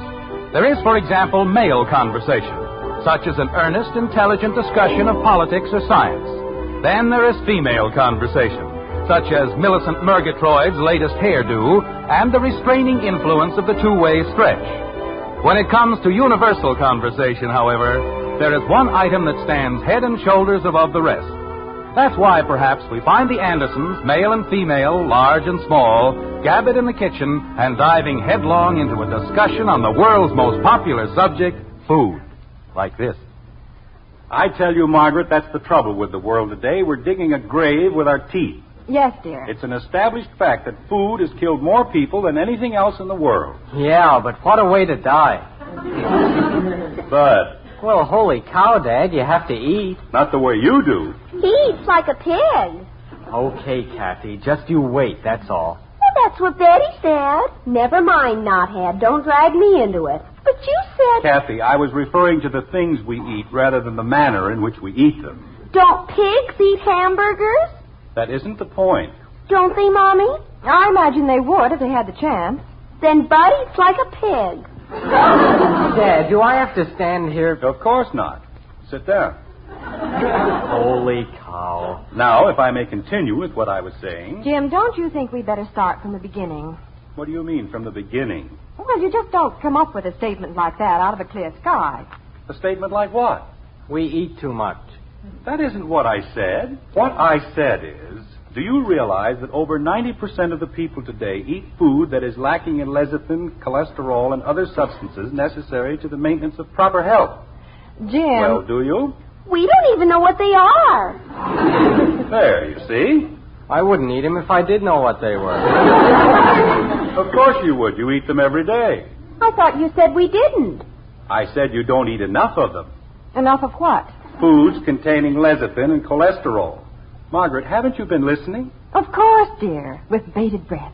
The foods we generally eat, overcooked vegetables, potatoes, steaks, chops. When will dinner be ready? In about 10 minutes. Good. Certainly smells delicious. Ow! Serves you right. I've told you a million times not to snoop around the stove when I'm trying to work. Well, I just wanted to see... what were we talking about? You were talking about food. And why people over 90 shouldn't have any. I never said anything like that. I said 90% of the people shouldn't have any. 90% of the people today don't eat properly. Because they use their fingers for a pusher. Because they eat food that doesn't have the proper nutritional value. Jim, are you trying to say that I'm not giving you and the children the proper sort of food? Oh, no, honey. Well... We have 3 normal, healthy children. Of course we do. And we don't need any of that, let's get thin and clutterol. Lecithin and cholesterol. Well, whatever it is. And if you aren't satisfied with the way I cook... Margaret, you're misunderstanding the whole thing. I never said that children weren't healthy. If Kathy was any healthier, we'd all have to move out. Bud. Well, good gravy, the way she tears around. I am merely trying to point out that the American people are eating themselves into oblivion. Where's that? Kathy, go wash your face. I just did. Wash it again. But, Daddy. Go ahead, dear. Gee whiz, every time there's an argument, I have to go wash my face. There isn't any argument. I'm merely telling your mother about a book. Well, finally. What kind of a book, Dad? All you have to do is mention something around here, and everybody thinks it's an argument. No, no one said anything about an argument, Jim. Kathy did. What kind of a book, Dad? She very distinctly said we were having an argument. Don't pay any attention to her, Father. She just doesn't like to wash her face. Well, that's no reason for her to accuse me of starting an argument. What kind of an argument, Dad? What? I mean, what kind of a book, Dad? What kind of what book? I don't know.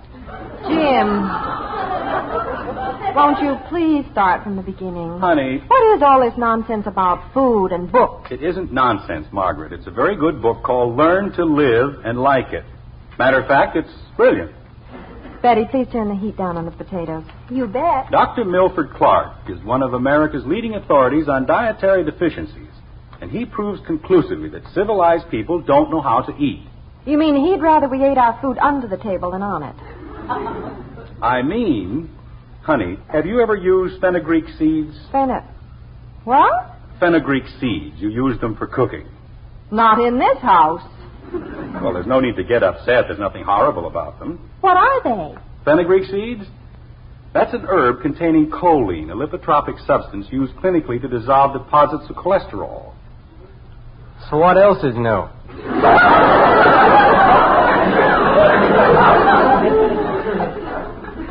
But if you'd listen a little more and talk a little less, you might learn something. About seeds? About a lot of things. Did I miss anything? Is the argument all over? There wasn't any argument. How do you like my face now? It's fine. It's probably one of the finest faces I've ever seen. Why, Daddy. Ask him about the upper creek seeds. The what? Bud. You told everybody else. About what? Kathy, why don't you go wash your hands? But I just got through. Go ahead, Kathy. Gee whiz. Someday I'll wash once too often and I'll disappear. Jim, what do Dr. Clark and the whoozy what seeds have to do with us? They are not whoozy what seeds. They're fenugreek seeds. Oh, I beg your pardon. How could I possibly be so stupid? And they've got plenty to do with us. Fenugreek seeds are the basis of the diet Dr. Clark is going to explain at the Chamber of Commerce dinner. Oh, that's who he is. Who is he? Well, let's not rush things, Angel. We'll get our information one step at a time. If we live that long. Now, see here, Bud. If who lives how long? Kathy, I thought I told you to wash your hands. But I just remembered. They got washed while I was doing my face. Margaret. Leave the child alone, Jim. She isn't getting anything any more confused than it always is. I didn't even say anything. Who has? Dear, would you like to tell us about Dr. Clark, or shall we finish our game of 20 questions? I don't know why you're making all this fuss about a perfectly simple little thing. I swear I don't. Dr. Clark is the guest of honor at the dinner Saturday night, and I have to introduce him. That's all there is to it. So you read his book? That's right. Sounds more like you swallowed it. All right, Bud, that does it. From now on... The bell. Excuse me, Dad. I have to Come back here. But it's the front door, and I have to... I said come back here. But you always tell me I'm supposed to drop everything when the front door Kathy, goes... see who's at the front door like a good girl. But it's Bud. Bud and I have certain little things to discuss. Go ahead, kitten. Yes, Daddy. Gab. Now, Mr. James Anderson, Jr. Jim, I don't think I can stand this another minute. Will you please finish about Dr. Clark? I'd rather finish about my wisecracking son. I'll be glad to wait, Dad. Well, Dr. Clark is a friend of Mr. Edwards. The president of the Chamber of Commerce. Right. And he has a diet which he claims will add 20 years to the normal span of a man's life. Mr. Edwards? Dr. Clark. Oh. So they figured that the dinner would be a good place to show what a wonderful diet it is. He asked me if I'd be willing to say a few words of introduction. Dr. Clark did. No, honey, Mr. Edwards did. Go ahead, dear. That's all there is to it, except that it's a wonderful diet. With fenugreek seeds. Fenugreek seeds. I didn't say anything. Good. You see, the doctor explains in his book that life is maintained in direct ratio to the lack of obesity in man. Now, a diet of raw food such as kale, cabbage, raw egg yolk, olive oil, and liver fat will tend to discourage any inclination toward overeating. And how? And he claims... Daddy, it was the cleaner. Mr. Manassian? No, Dr. Oh. He brought back your tuxedo. Do you want me to take it upstairs? Jim, you didn't have that horrible old thing cleaned again. There's nothing horrible about it. But we agreed the last time that you needed a new one, and if you keep going to these dinners... What's the matter? Hold it up, Kathy. Yes, Mommy. Well... Something wrong? No, it looks fine. That's what I told you. All it needed was a good cleaning. Shall I take it upstairs? I'll take it, kitten. I want to see if he moved the button far enough. Jim, there isn't any connection between moving a button and Dr. Clark's reducing diet, is there? It isn't a reducing diet, Margaret. It's a health diet. And I certainly think that after 15 years, I have a right to have a button moved. Yes, dear. It isn't that I'm putting on any weight. It's just that after it's been cleaned so much, it... What's the matter, Dad? Can't you get it buttoned? I can button it fine. He just can't breathe, that's all. Jim, I told you... There's nothing wrong with the tuxedo. He must have moved the button the wrong way. Sure. Bud. Oh, I was agreeing with you, Dad. He moved the button the wrong way. That's what I meant. It looks real pretty, doesn't it, Daddy? Yes, Well, let's forget about the tuxedo for the time being. Getting back to Dr. Clark... Oh, dear. I think we'll all be much better... Did you say something, honey? Jim, you're not going on a reducing diet, are you? Margaret, I told you, it is not a reducing diet. Naturally, it keeps you in condition, but it's not a reducing diet. You won't be able to stay on it 2 minutes. Kale and cabbage. And raw eggs. I think we'll all do very well on Dr. Clark's diet. Jim, Oh! Holy cow, Dad. Father, you don't expect us to eat that stuff. What stuff? Liver fat. The very least we can do is try it. Angel, we have 3 growing children. And they'll grow healthier and live longer on Dr. Clark's diet. They'll learn to live and like it. Jumping creepers. Raw egg yolk. And since there's no time like the present, we'll start with dinner. You mean this dinner? Now? Right now. I don't want to eat raw eggs for dinner. You're not going to.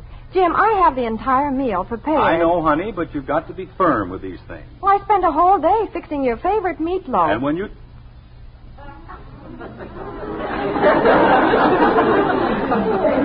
Meatloaf? And scalloped potatoes. Margaret, when you decide on a thing like this, you've got to go through with it. And we're all going on the Dr. Clark diet. First thing in the morning.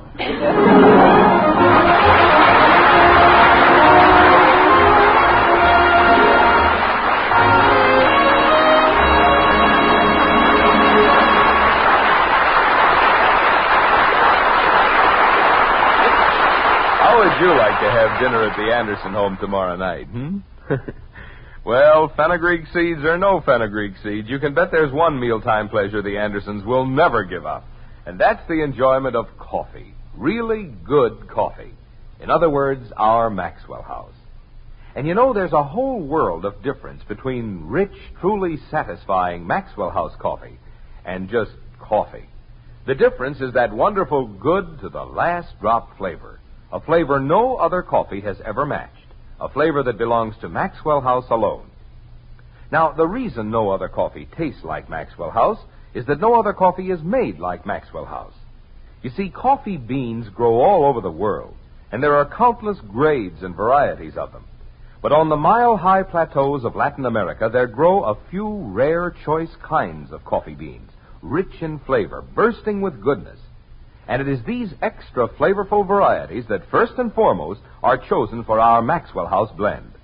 For example, fancy Manizales coffees are selected for fragrant mellowness, superb Medellins for extra richness, choice Bucaramangas coffees for fine, full body.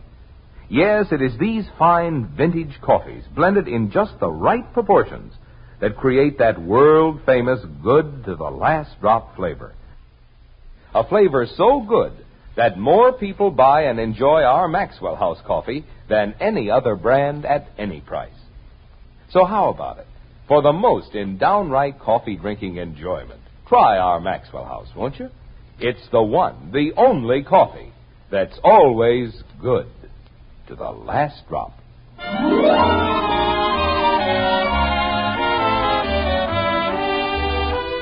A day has passed since last we saw the Andersons. 1 day, 22 minutes, 14 seconds, and 3 meals.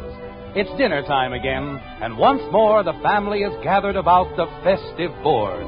The table is piled high with all sorts of tasty things. Raw carrots, celery, kale, cabbage. Well, it isn't exactly festive, I guess, but they're certainly bored. Like this.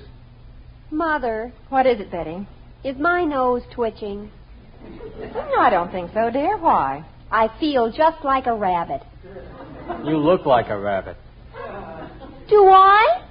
That's your brother's idea of a joke, kitten. Have another carrot. Jimmy Woody says if you eat rabbit food, you get big ears. That's very interesting.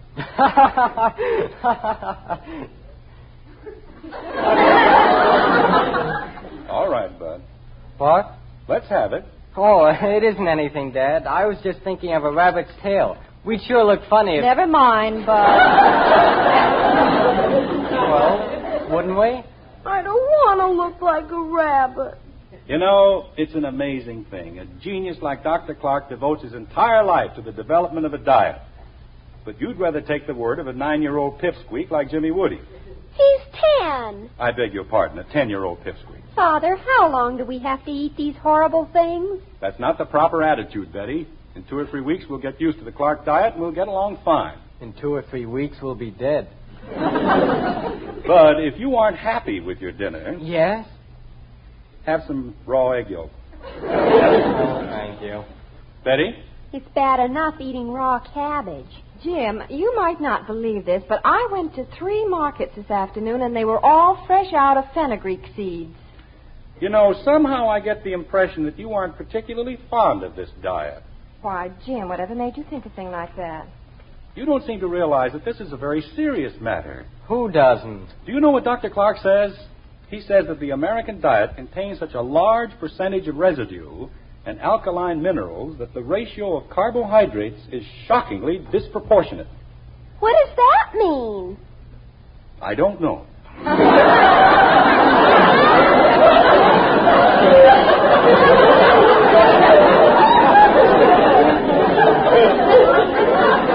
But it certainly makes you stop and think, doesn't it? Doesn't make me stop and think. But this is a diet, not a miracle. Jim. Take fats, for example. What do we know about fats? May I please be excused? No.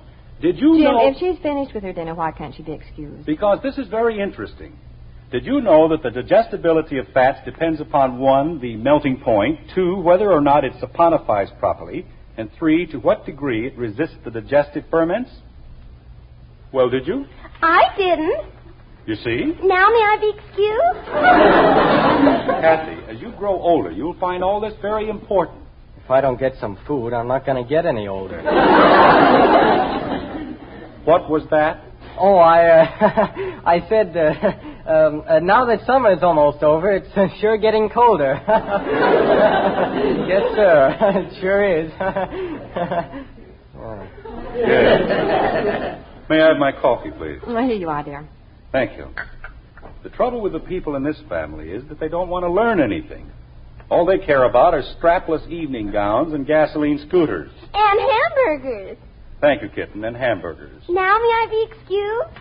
Kathy, you're a sensible little girl. Wouldn't you like to hear what Dr. Clark has to say about Corinth? My, it's certainly getting late, isn't it? Margaret. I'd better get started on the dishes, or we'll be here all night. But I haven't... Don't hurry, dear. You just sit there and enjoy your coffee while we do the dishes. Are you coming, Betty? It isn't my turn to... Oh, excuse me, Father. I have to help Mother with the dishes. Want me to drive? Please? All right. Come along. Can't I do something? Sure, you can keep Father company. Gee whiz.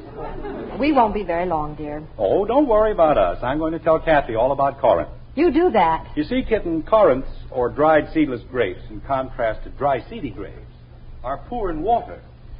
79.1%. Bud, close the door. Yes, ma'am. Naturally, that makes it one... Oh, what a relief. What's the matter with Dad? Doesn't he feel well? He feels fine, but it's just that, well, he becomes so interested in the people he has to introduce these dinners that he gets carried away. He should be. Bud, that's not very respectable. Oh, I'm sorry, but good grief, Mom, why should we have to eat all that junk just because he's interested? It's all good, healthy food, dear. It won't do you the least bit of harm. It won't do me any good either. Phonograph seeds. Mother, what if he had to introduce a fan dancer? Would we have to run around? Betty. Really, dear? Well, then, why do we have to eat rabbit food? We're not going to. We're going to put an end to this foolishness once and for all. How do we do that? We're going to get rid of your father's tuxedo. What's the tuxedo got to do with it? Father said it wasn't a reducing diet. We're all on this horrible diet because your father's tuxedo won't button. I still don't get it. Bud, your father's had that same tuxedo for 15 years, and he just won't admit that he's put on a little weight. But he said... Betty, do you like eating that rabbit food? Of course not. Bud? What's up, Doc? No. All right, then. You've both got to help me get rid of that miserable tuxedo. Mother, you've always said... Well... Gosh, if Dad really likes it... Margaret, don't forget to order some liver fat for tomorrow. All right, dear. What do you want us to do? We won't have to shoot anybody, will we? Very simple. We're just going to make a few alterations. But we don't know how to alter a tuxedo. I know. And when we get through, no one will be able to fix it. How's that going to get us off the diet? We're going to rip that old tuxedo to shreds. And your father will have to buy a new one that fits him. Oh. Then we'll see how long he worries about whether or not his food saponifies. Mom, what if he finds out? He won't find out. But if he does... Oh, well, I can always move in with Janie Liggett. Don't forget, we're going to fix it. Mom, maybe we... Well, dear, have you and Kathy fixed up our menu for tomorrow? I was just telling her about the horrible things eating can do to your hemoglobin. Oh? I don't think we ever ought to eat again. We don't have to go that far, kitten. Well, thank goodness for that. Bud. Yes, ma'am? Why don't you run upstairs and get your father's tuxedo like a good boy? Okay. What does he want to do that for? I'll bring it right down, Dad. Honey, I don't need... We're going to fix it for you, Father. But it doesn't need fixing. Of course it does. All it needs is to have the button moved. Jim, having the button moved isn't going to make the shoulders any looser. But... Are you going to loosen Daddy's shoulders? We're going to loosen everything. Margaret, there isn't any reason... Bud! Bud, why can't you learn to walk down the stairs? I thought you were in a hurry. For what? I'm not going anywhere. All right, dear, slip it on. I don't want to slip it on. Jim? Honey, you don't know anything about altering tuxedos. Well, of course I do. Put it on, dear. Oh, Mommy fixes my dresses all the time. Well, dresses are different. This is a job for a tailor. I mean, all it needs is to have the button moved. There. You see, Betty, it's much too tight across the shoulders, isn't it? It's tight other places, too. Margaret, if I just stay on this diet... Angel, the dinner's tomorrow night, and no diet is going to make that coat fit in 24 hours. But all it needs... We'll have to let out the seam in the back. Go ahead, Bud. What? Open the seam in the back. Honey... Turn around, Jim. Honey, if you'll only... All right, Bud. Like this? Bud! Margaret! Doesn't that feel better? It certainly looks better.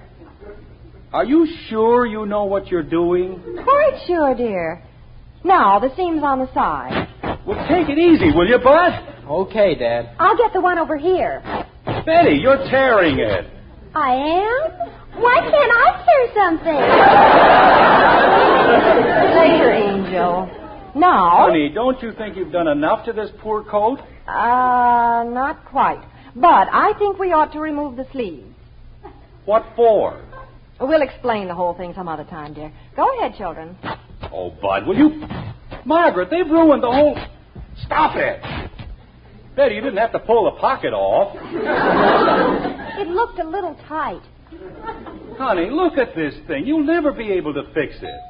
It does look a little ragged, doesn't it? I'll see who's at the door. Look what she did with this pocket. She ripped the whole front of the coat. Want me to rip the pockets from the bottom, Daddy? You keep away from me.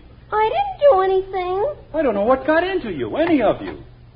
Now I'll have to buy a new tuxedo. Oh, dear. Isn't that too bad? We're awfully sorry, Father. You sound awfully sorry. Dad, it's Mr. Manassian. The cleaner? Wonder what he wants. Come on in, Mr. Manassian. Thank you, Mr. Anderson. I was just... Something happened? I don't know. I think my whole family's gone a little nuts. But I didn't do anything, Daddy. You didn't have to. Mr. Manassian, you're a tailor. Do you think you can fix my tuxedo? Your tuxedo doesn't need fixing. It what? That's what I came to tell you. Last night, by mistake, I brought you Hector Smith's tuxedo. Oh, no.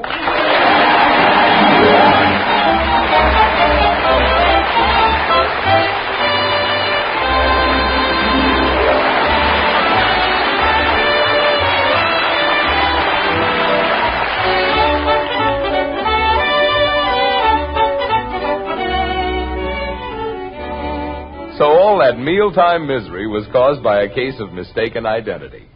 Well, you can't blame Father too much. After all, tuxedos do look pretty much alike. And come to think of it, the woman of the house has a very similar problem. Consider coffee, for example. There are so many brands. How's a gal to know which one has the most in flavor? Well, just remember this. In this nation of coffee lovers, more people buy and enjoy our Maxwell House coffee than any other brand at any price. Why?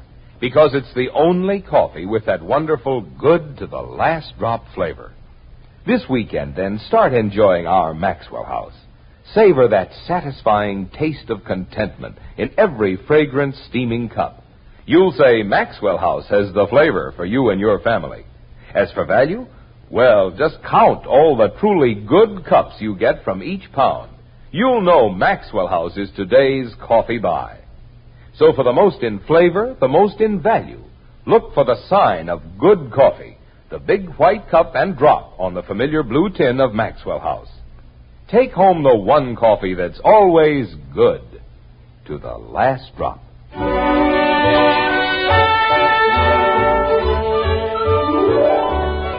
Another day has rolled away, and the Chamber of Commerce dinner has gone down in history. Not, however, without a late evening report to his family by the Toastmaster General, Mr. James Anderson, Sr., like this. Yes, sir, it was a very unusual dinner. Very unusual. Did they have fenugreek seeds? They had everything. And Dr. Clark told Hector Smith... Well, how did Hector like his new tuxedo, dear? He liked it fine. Anyway, Dr. Clark told Hector... Did it cost very much, Father? Let's not go into that now. Dr. Clark said... Did Dr. Clark look like a rabbit? Kathy, will you please... You know, come to think of it, he did. Well, as long as Mrs. Clark is happy. Of course, he made a great deal of sense. He explained how practically every human ailment can be traced directly to improper dietary habits. And the health dinner we had tonight... Excuse me, Dad. Would you like to split the last hamburger with me? That's a good idea. May I have the mustard, please? Here you are, Father. Thank you. Have a little more piccalilli, Dad. All right. Where was I? Dr. Clark's dinner. Oh, well, we started with raw cabbage soaked in olive oil, and then we had some stewed kale seasoned with fenugreek seeds. And you know what's the funny thing about those seeds? You'd never even know they I'm were next there. on the donuts, Kathy. Dr. Clark explained that you chop them up.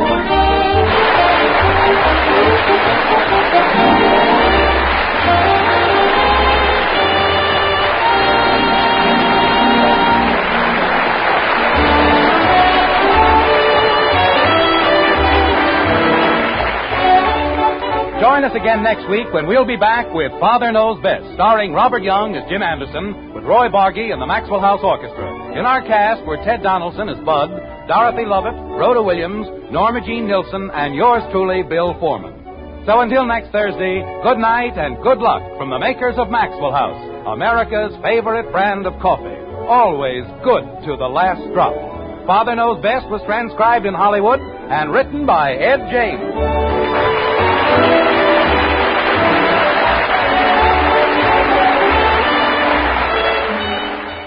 Join Mr. Keene, Tracer of Lost Persons, tonight on NBC. Our next broadcast premiered in 1935. The program struggled in the ratings until 1940 when it became a national sensation. Within 3 years, it was the top-rated program in America. Few radio shows were more beloved, and few play as well half a century later. It was the brainchild of real-life married couple Jim and Marion Jordan and was broadcast to the nation from WMAQ Chicago. The show entertained America until March of 1956 and continued on NBC's Monitor until 1959. We invite you to join us at 79 Wistful Vista with Fibber McGee and Molly right here on HOJO Radio. The Johnson Wax Program with Fibber McGee and Molly.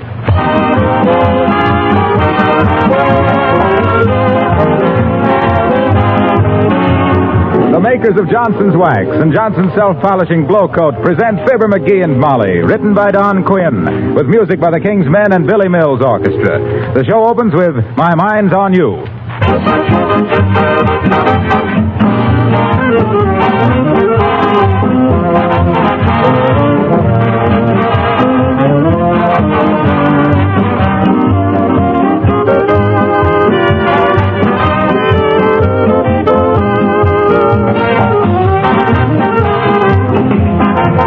It may seem a little early to say that spring is just around the corner, but actually it is. And before you know it, the wildflowers will be poking their heads up through the new earth, and those of you who like to be outdoors will be puttering in your gardens. I know it's fun because I like it myself. And I know one way to find a little more time to be outside, by cutting down on unnecessary work inside. Notice that I said unnecessary work. For example, the kind you avoid by protecting your linoleum floors with Johnson's Self-Polishing Glow Coat. Yes, you do save many hours of unnecessary work by using Glow Coat on your floors. There's practically no work at all in using Glow Coat. You simply apply and let dry for 20 minutes. Glow Coat polishes itself without any rubbing or buffing. It protects your linoleum against wear and dirt, gives it a long-lasting, beautiful polish. It brings out the colors, keeps linoleum new-looking, makes it last longer. With so many things to do these nice days ahead, don't waste precious hours using old-fashioned cleaning methods. Protect your floors with Johnson's Self-Polishing Glow Coat.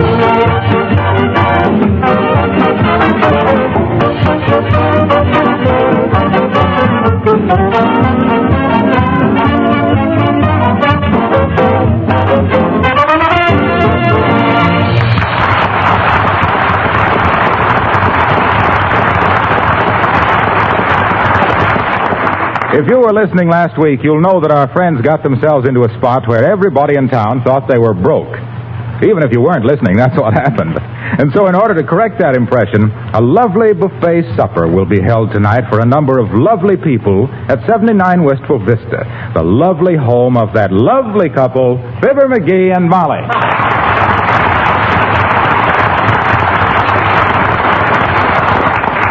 McGee, look at that buffet lunch I fixed up. Isn't it beautiful? Yeah, boy, I'll say it is. It's lovely. Looks good enough to eat. It is to eat. Huh? Oh, yes, of course. Hey, where'd you ever get those grapefruit? I never saw any like that there before. Like what? With them little weenies growing out of them. What? What'll them horticulturists think of next? Those are cocktail sausages, and I stuck them in there with toothpicks. Oh. Does everything look all right? Oh, wonderful. As the wife says when she aimed to kick at her husband under the bridge table, this is going to be some shindig. Say, we'll show everybody in town that the McGees aren't broke or in need of anything. You betcha. Did you tell Mr. Gildersleeve to bring over a dozen folding chairs? Yes, and Mrs. Uppington is going to borrow us the loan of her big punch bowl. Oh. Well, I've asked Mr. Wilcox to bring some of his phonograph records. Yeah. What's phonograph? What's the matter with the ones we got? Did you ever try to rumba to Cohen on the telephone? And another thing, how about extra playing cards? Horatio K. Boomer's bringing them. Well, I guess we're all set then. Yes, sir. And this will show our friends that the McGees don't need help from anybody. That's right. Why, when this party is over, we... Oh, here they come, McGee. Who is it? Wilcox and Billy Mills. Come in, fellas. Well, hello. Hello, boys. Glad you could come. Make yourselves right at home. You're the first one. Anything I can do to help, folks? No, Harlow. We got Johnson's wax on everything but the stuffed celery.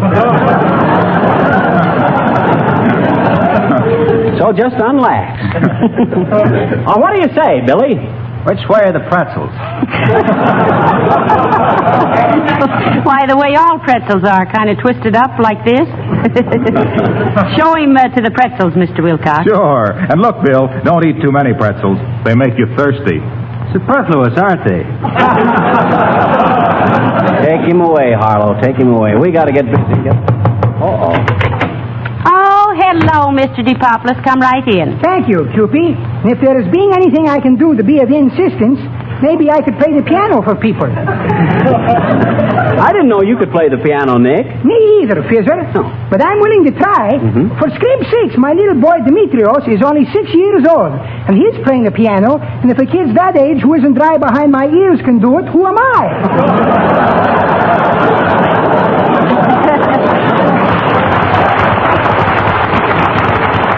Well, you go right ahead and try your luck, Mr. DePoplis. Oh, say, McGee, I forgot something. You did? Yes, I was going to order a corsage for myself, and I forgot all about it. Ah, go on. You don't need a corsage. You got as good a figure as any woman in town. And what's more... Greetings. Oh, hi.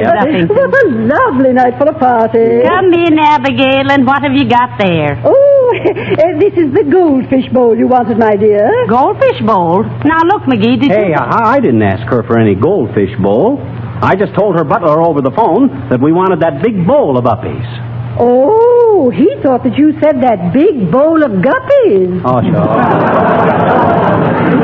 Well, we'll put the guppies in the bathtub, and I'll wash out the bowl for the punch. That's all we have to mix it in except the umbrella stand. Oh, and that would never do, would it, my dear?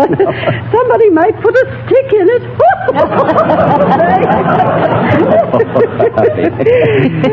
You may be a social butterfly to everybody else, Uppy, but to me, you're just a Miller. And I do mean Joe. Well, you go right in and make yourself at home, Abigail. Oh, thank you, my dear. Oh, there's Billy Mills, a dear boy. The canvas is on. How did a dim bulb like her ever get to be a social light? Now, listen, McGee, she's all right. Hey, she's just... Did you ever find anybody to turn the ice cream freezer? Sure I did, dearie. Come on out in the kitchen and see. Oh, okay. Hello there, Johnny, your daughter. Hello, Johnny. My plate slipped there a second. Hope you ain't ready for this ice cream. Takes time, you know. How you coming with it, old-timer? Kind of slow, Johnny. But I'd go faster if I felt better. Oh, don't you feel well? No, can't you tell? Got the chills and fever, daughter. Oh. From the waist up, I'm hot in a dime store frying pan. From my galluses down, I'm colder than a hound dog's nose.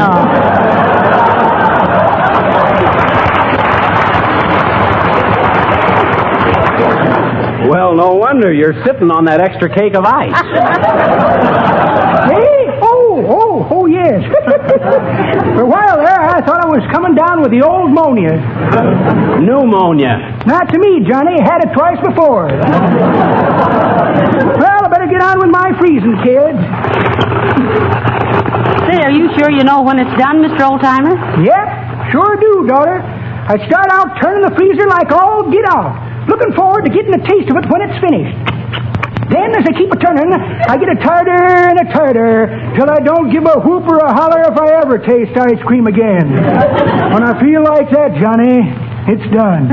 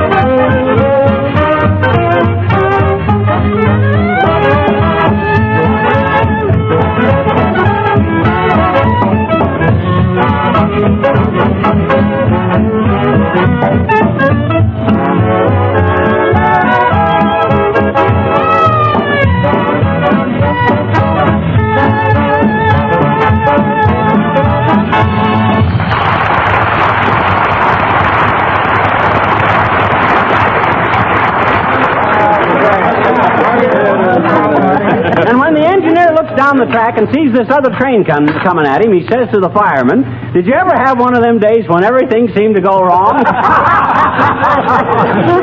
Say, McGee, may I speak to you a minute? Sure. Excuse me a minute, folks. What's the matter, Molly? The party's going swell. Well, I believe it is at that, dearie, but say, where's Mr. Gildersleeve? Search me. Maybe he had to stay late at the office. I'll give him a ring and see. Well, here's the phone. Thanks. Hello, operator. Give me Wistful Vista 67 at... Oh, is that you, Mert? How's every little thing, Mert? It is, eh? What say, Mert? Your kid brother? Oh, dear. Broken back, eh? Oh, heavenly days. How terrible. Oh, it ain't so bad. Her brother started the hitchhike to California with only $3. Got as far as Peoria, and now he's broke. And back.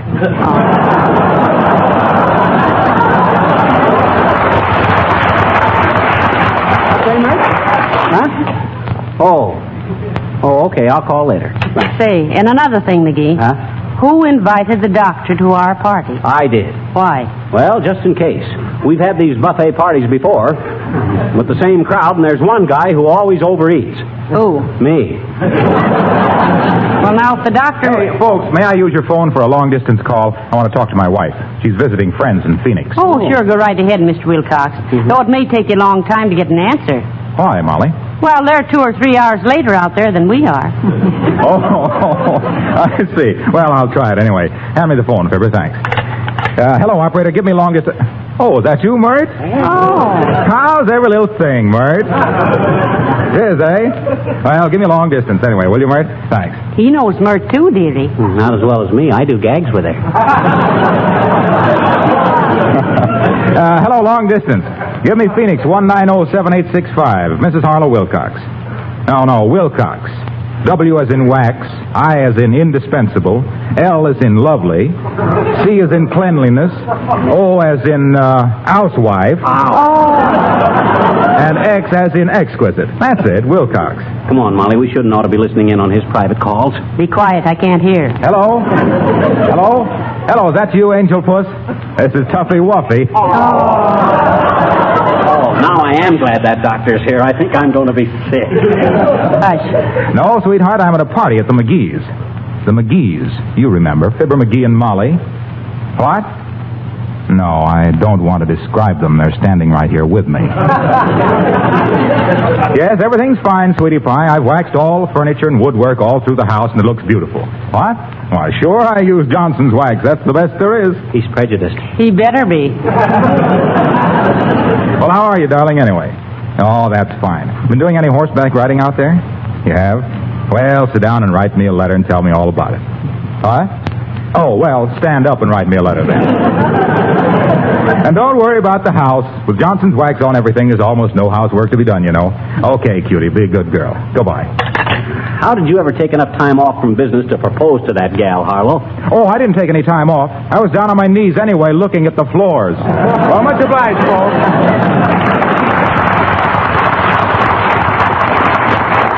Say, come on, McGee. We better join the party, too. Well, how's everybody getting along? How about you, Doctor? Are you enjoying yourself? Yes, indeed, Mrs. McGee. Having a splendid time. Mrs. Uppington has been telling me all about her operation. Oh. Say, speaking of operations, Doc, what do you do for moles? Set a trap for them, old man. They'll simply ruin your lawn. Say, I ran into an unusual medical case the other day, Doc. I saw a newborn baby with a neck 3 feet long. Oh, no. Good heavens. Wasn't the mother simply horrified? No, she was a giraffe, too. It reminds me of a friend I went to see yesterday in the hospital. Very sad case of lead poisoning. Oh, what caused it, Mr. Boomer? 5 aces. Well, come on, folks. How about a game of kick the wicket? Oh, McGee! Well, you'll have to excuse us a minute, folks. There's somebody at the door. Come on, dearie. Oh, McGee! I'm coming. Here. a few of these chairs out from under my chins, will you, McGee? I guess I tried to carry too many at one time. The trouble with you is, Gildy, you don't keep yourself in good physical condition. Come on, McGee, take some of these chairs. Say, I think Mr. Gildersleeve is in very good condition, McGee. Yeah? You see how red his face is? Mm-hmm. He must have wonderful circulation. Oh, please, folks, I can't hold these chairs much longer. What you need, Gildy, is more exercise. Yes. Say, maybe he smokes too much. Yeah. That makes a person very short-waisted.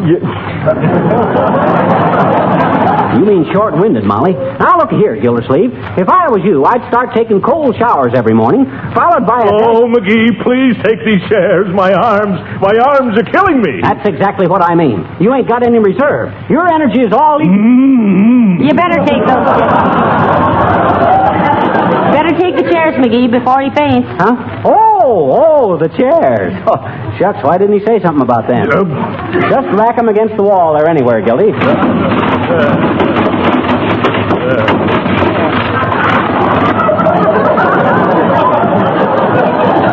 He said rack 'em, not wreck 'em, Mr. Gildy. Well, I couldn't help it, Mrs. McGee. My strength was ebbing away. Of course your strength was elbowing away, Gildy. You ain't got any endurance. Oh, I haven't, eh? McGee, I've stood about as much of this as I can stand. See? No endurance. Is that so? Why, you little mollycoddle? Who's a mollycoddle? I am. He is not. You are, too. Am I? Now, look, boys, if you two want to fight, go out behind the garage and fight. Why, Molly, what are you trying to do? Stir up trouble between I and my pal, Gildersleeve? My pal Gildersleeve and me, McGee. Oh, you got a pal named Gildersleeve, too? That's a coincidence, ain't it?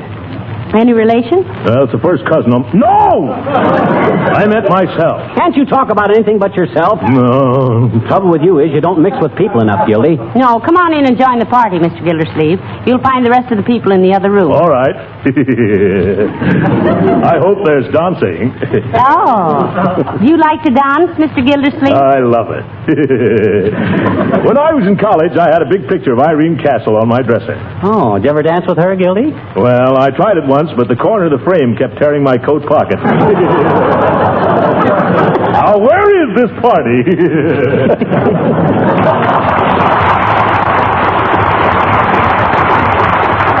Gee, I wonder if the ice cream is done yet. Let's go out in the kitchen and see. Hello there, kids. How's the party coming along? Just fine, Mr. Oldtimer. Better get that ice cream done and join us. It's kind of slow work, daughter. Still kind of soupy. I see by your chin that you take a taste of it now and then. Yes, I do, Johnny. Well, it's plain ice cream, and he's the taste pilot, McGee. That's pretty mediocre, daughter. That ain't the way I heard it. The way I heard it, one feller says to t'other feller, says, I see where these college kids are taking off their shoes at dances. That's the way with them kids, says t'other feller, who was a keen observer of current events. Either too much sock in their dancing or too much dancing in their socks. Well, run along now, you two. I've got to get back to the old grind.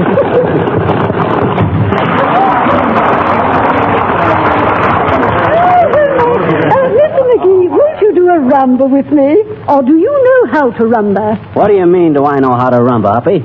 Why, when I was a dancer down in the Argentine, I was a household word. Yeah, and it's a good thing it was in Spanish. Why, Uppy, all them Latin dances are a cinch for me. Every place I went in South America and Cuba, I came, I saw, and I congaed. Oh. And of all the professionals took a back seat when I did the rumba. Rumba Seat McGee, I was known as in them days. Oh, my. Fill this up again, Wilcox. I'll need my strength for this. Rumba Seat McGee, raising the roof and ringing the rafters from Rio de Rosario as the red-hot, razzle-dazzle, ring-tailed roar of the rhythm Romeos, running riot at restaurants, rodeos, ranchos, and royal receptions with a repertoire of rippling, rollicking routines, risking the raspberries, razors, and ridicule of the riffraff by revising the rules of ragtime rug-cutting in the romantic republics, and receiving raves, rhapsodies, and riches from the real rulers of the roost, who rigged me in ruffles and ribbles to dance the Cuban reel, but here's the king's men singing Ezekiel saw the wheel.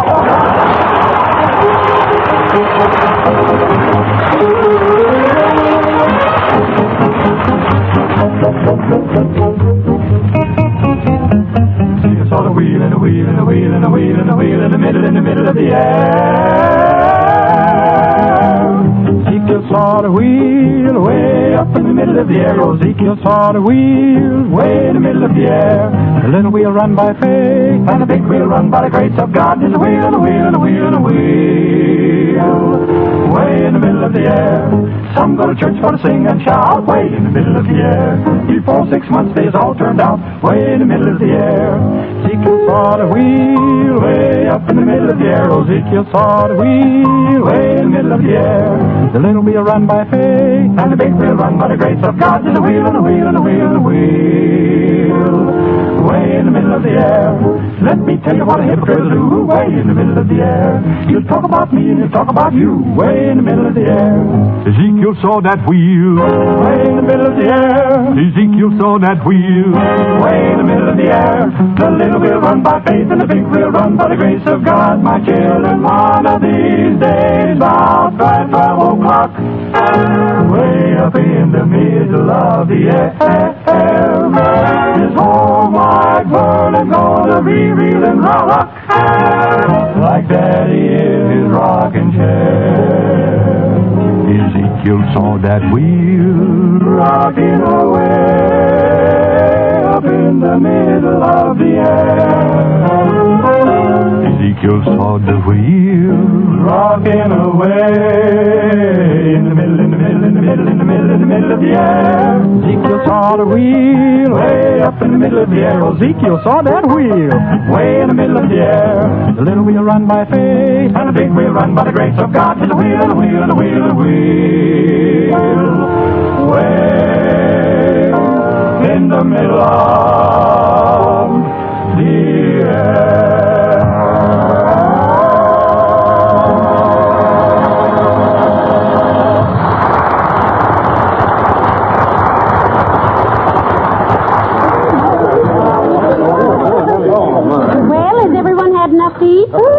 Yes, Mrs. McGee, and what a delightful buffet. The food is simply delicious, and oh, my dear, you certainly know your ham. Well, I ought to. I've been married to him for 20 years.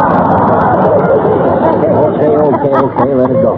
Now, look, folks, the old timer will have the ice cream done in just a few minutes now. In the meantime, let's ask Mr. Boomer to show us some card tricks. Well, Mr. Boomer has already shown me some card tricks. Wonderful illusion, too. I thought we were playing blackjack. Oh, do show us some sleight of hand, Horatio. Certainly, my dear, certainly. I'll start with my celebrated feat of making a $20 bill disappear. It will then be found embedded in the heart of an ordinary lemon with the skin unbroken. Oh, can you really do that? Oh, it's nothing. Now, wait a minute. Let me see. Where did I put that $20 bill? $20 bill, $20 bill. Here's a $40 set of false whiskers, and that ain't hay. Here's a postcard from an old college chum. Tried to get him to go to a bachelor's dinner with me last night, and he pulled a wife on me. Yes. Here's a necktie from a lady friend, knitted for me to match my eyes. Wow. Ever see a bloodshot necktie before? A check for a short beard. Well, imagine that. No $20 bill. Will someone in the group lend me a $20 bill? Now then, my next trick will be...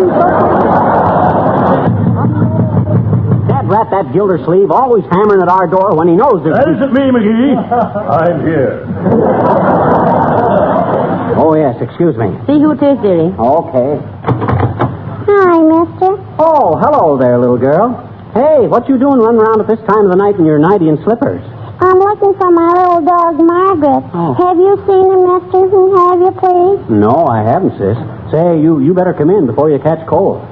Does your mother know you're out in that flimsy outfit, little girl? No, she doesn't, I bet you. I snuck out when she wasn't looking. Well, for steam's sakes, while little Cupie is here, why don't somebody give her a piece of her pig? How can she look for a doggy with an empty stomach? My doggy hasn't got an empty stomach, I bet you. I fed him right after supper. Okay. Well, now, look, sis, as long as you're here, you might contribute to the entertainment, such as it is. Why don't you entertain us with something? Oh, gee. Okay. I'll recite a poem. Oh, fine. The name of it is All of Animals, I bet you. Oh, well, Fine, go ahead, sis. Poem. I love dogs and cats and mooses, and elks and chickens and ducks and mooses. I love camels and horses and donkeys, and lions and tigers and cows and donkeys, and sheep and goats and bears and zebras, and mice and whales and lambs and Cuba Libras. Thanks, Mr. Mills. I love antelopes and weasels, but I guess I better go home now because I got the measles. What'd you say, sis? You got the what? The measles. Just a minute, little girl. Come here a minute. Oh, I think she's just fooling, Doctor. Oh, no, she isn't. I'm not This child has got the measles. What? I can't let her go home again. Huh? Now, put her to bed, will you, Mrs. McGee? No. I didn't fool. Hey, for scream's sake, I haven't been back in Nasty since I was a little kid. Really, I think we should all go home before I'm sorry, none of you can go. Oh. We'll all have to remain here until the health department of Wistful Vista permits us to leave. I'm going to see But listen, Doctor, you mean we're quarantined? That's exactly what I mean. How can we be? Hey, kids! Great news! What you mean, old-timer? The ice cream's done.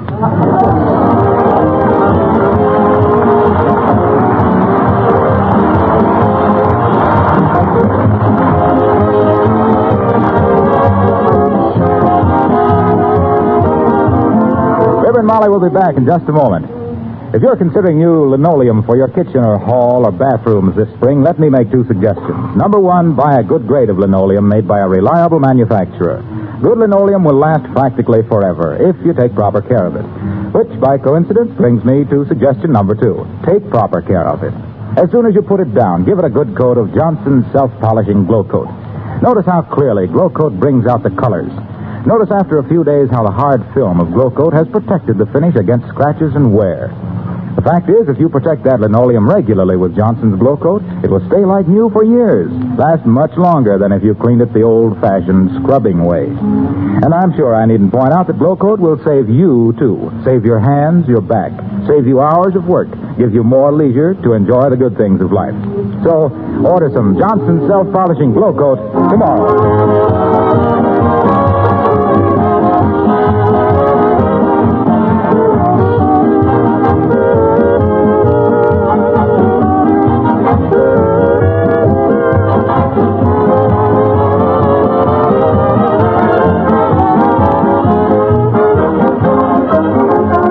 This a mess. All this gang quarantined in our house for goodness knows how long. I hope. Where are they going to sleep, all of them? Well, I'll just have to arrange some sort of... I'll get it. Hello? Yeah. Who? Oh, yeah. The party will be going on for quite a while yet. Yeah, and Molly's kind of annoyed that you weren't around. Yeah. Boy, are you going to catch it when you get here. Who's going to catch what, McGee? Uncle Dennis, and you know what. Good night. Good night, all.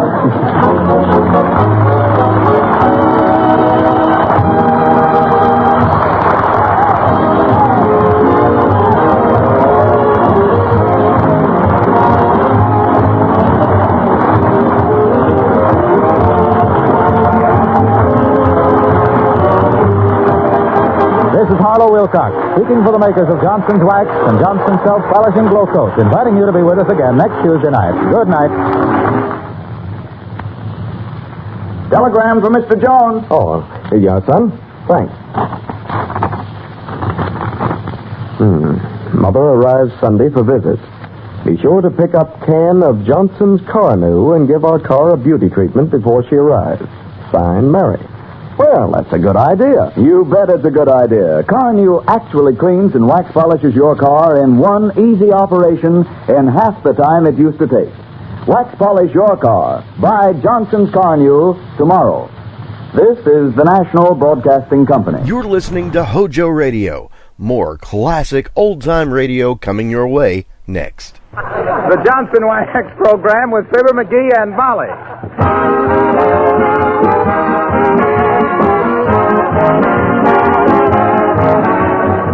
The makers of Johnson's Wax and Johnson's Self-Polishing Glow Coat present Fibber McGee and Molly, written by Don Quinn, with music by the King's Men and Billy Mills Orchestra. The show opens with Love Is.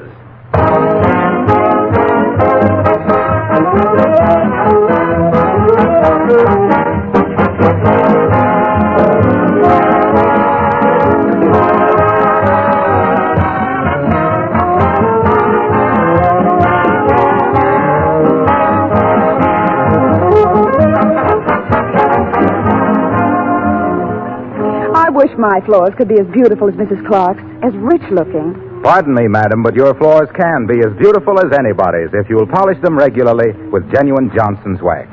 I know because I've watched many floors that look dull and lifeless become gleaming, beautiful floors under the magic touch of Johnson's paste or liquid wax.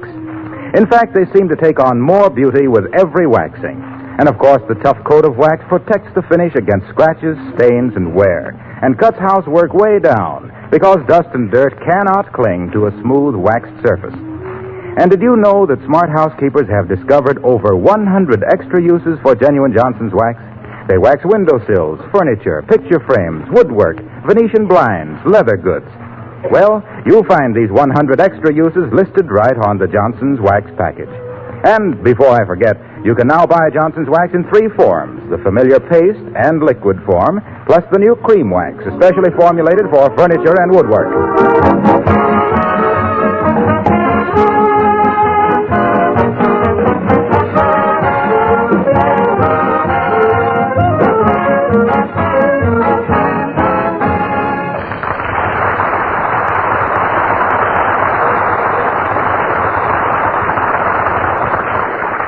Last week, a quarantine of measles bottled up the cream of Wistful Vista society in the McGee home. During the week that has just passed, the cream has soured considerably. And here at 79 Wistful Vista, just one big unhappy family, we find a number of unwilling guests and Fibber McGee and Molly.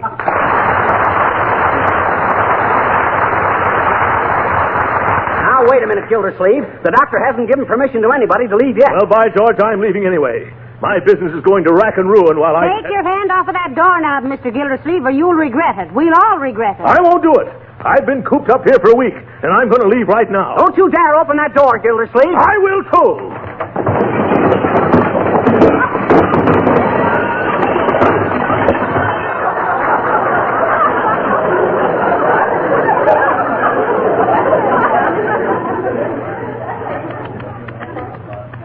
Got to straighten out that closet one of these days. Why didn't you tell me this was a closet, McGee? Hey, you've been here a week. You should have known. Yeah. Besides, I don't know why you're worried about your old factory. Your wife has taken charge of the Gildersleeve Girdle Company. Oh, what do women know about girdles? Plenty if they got the proper foundation.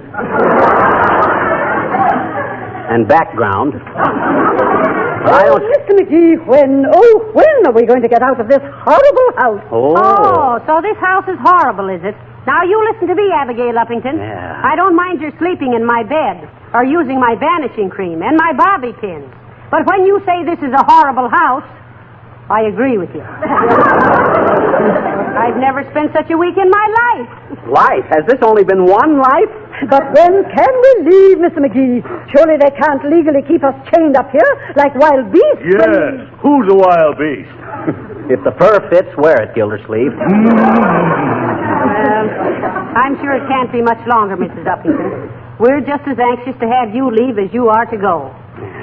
McGee, may I have a private word with you, dearie? Why, sure. You mind if we have a minute alone, folks? If by alone you mean without me, McGee, you can have 3,000 years of it. Oh. Come on, Abigail. Let's go and sneer at their photograph album again. What's the matter, Molly? Look, we've all been getting in each other's hair here for a solid week, and the doctor hasn't been back once. I know, but he called me up right after he left, though. That night we got quarantined. Well, what did he say? I can't remember. It was some big medical word. You know how doctors are. Heavenly days. If they quarantined doctors, too, they wouldn't be so anxious to keep people locked up like this. Where is everybody, dearie? Oh, they're down in the basement. Boomer and Wilcox and the old-timer got a poker game going. Oh, they have they? Mm-hmm. It wasn't enough that I was running a boarding house and a hospital. Now I got a gambling joint on my hands. Oh, Molly, they're not doing any harm. Just the same, I'm not going to have my home turned into any Monte Cristo. You mean Monte Carlo. Monte Cristo was a count. Well, then he should have had more manners than to turn somebody's home into a gambling joint. He didn't gamble. He was just a guy in a book. Oh, he ran a book, too. Well, that's all I wanted to know. You go in and see how the little girl is getting along, McGee. Okay. And if you hear a riot downstairs, that's me breaking up the poker game. Mm-hmm. Goodbye, Mrs. Chips. Hi, Mr. McGee. Hi there, sis. How's everything? You got enough blankets? Or too many? Is the window open enough? Or too much? Is it too light in here? Or too dark? Yes. Huh? Hey, will you tell me a story, Mr. McGee? Will you please? Will you? No, okay, but now you stay tucked in bed there. I don't want you to catch cold. Now, what story you want me to tell you? Goldilocks, I bet you. Goldilocks, huh? Mhm. Okay. Once upon a time, there was a beautiful little girl named Goldilocks, and one day she started to take her grandmother a basket of delicious pies and cakes and sandwiches. I'm hungry. Huh? I'm hungry. Can I please have something to eat, Mr. McGee? Please? Oh, I guess so, sis. How about an apple? Make you nice and strong to eat apples. Do you like Superman, Yeah. Hey, will you get the paper and read me about Superman, Mr. McGee? Oh, okay. Anything to please. Here's the paper. Let's see, oh, here it is. Oh, today Superman is fighting for his life among the gangs that have mushroomed up in... Have what, mister? Mushroomed. I'm hungry. Look, will you make up your mind? First you want a story, and then you want something to eat. Now, which will it be? A story. Okay. Shall I tell you about the Pied Piper of Hamelin? Who's he? Well, he was a guy who got rid of all the rats by playing his flute. Oh, gee, I love flute. Stewed flute and flute jello and... That's fruit. And we haven't got any. And furthermore, if I detect him... I like detectives, too. Will you please read me about Dick Tracy? I thought you wanted something to eat. I know it. Well... That's why I want you to read me about Dick Tracy. I'd just eat that up, I bet you. Well, all right. Well, it says here that Dick Tracy is on the trail of a crook that's just taken it on the lamb. On the what? Lamb. I'm hungry. I don't care how hungry you are, Dad Braddock. You're going to get Dick Tracy and like it. Oh, hey. Now, wait a minute, sis. I'm sorry. I guess I'm just kind of on edge. Yeah. After all this quarantine. Excuse me for hollering at you, will you? Okay, mister. Oh, thanks. The idea. Big bloke like me shouting at a little kid like you. Yeah. Sick with the measles. I ought to be ashamed. I sure you had, I bet you. Well, I am. Now, which do you want, honey? A story or something to eat? A story. Fine.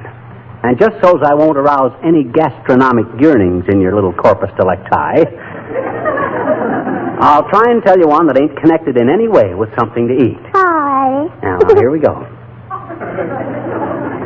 Little Jack Horner sat in the corner eating his Christmas... Once upon a time, there was a boy named Jack who lived with his poor old mother. And one day he went to town and sold the cow, and all he got for it was a handful of... Little Miss Muffet sat on a tuffet eating... Simple Simon met a pot... Mary had a little... Once upon a time, there was a little girl named Cinderella. Aha, now I got it. And one day a fairy princess came to her and said she could go to the ball. And Cinderella said, yes, but how will I get there? Yeah, and the fairy princess made her a coach out of a big, juicy pumpkin. Yeah. I'm hungry.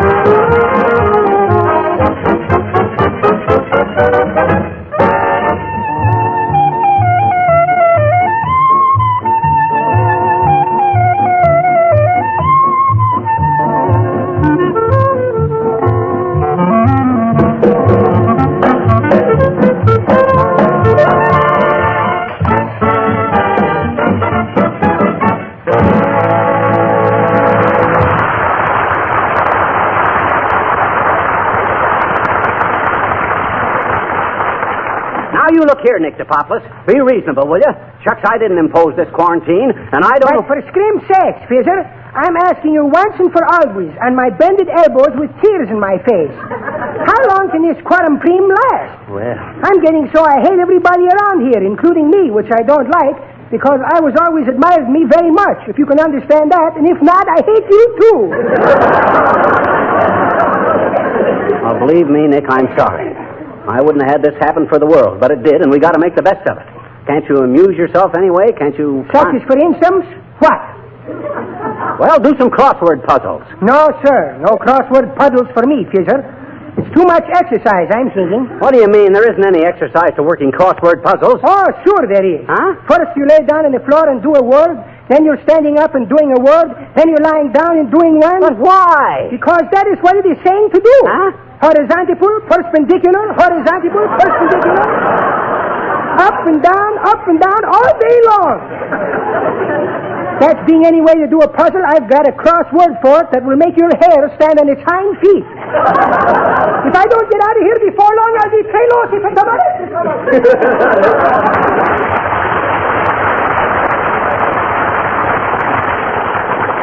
Well, I know it takes all kinds of people to make a world, but sometimes I think they went to extremes.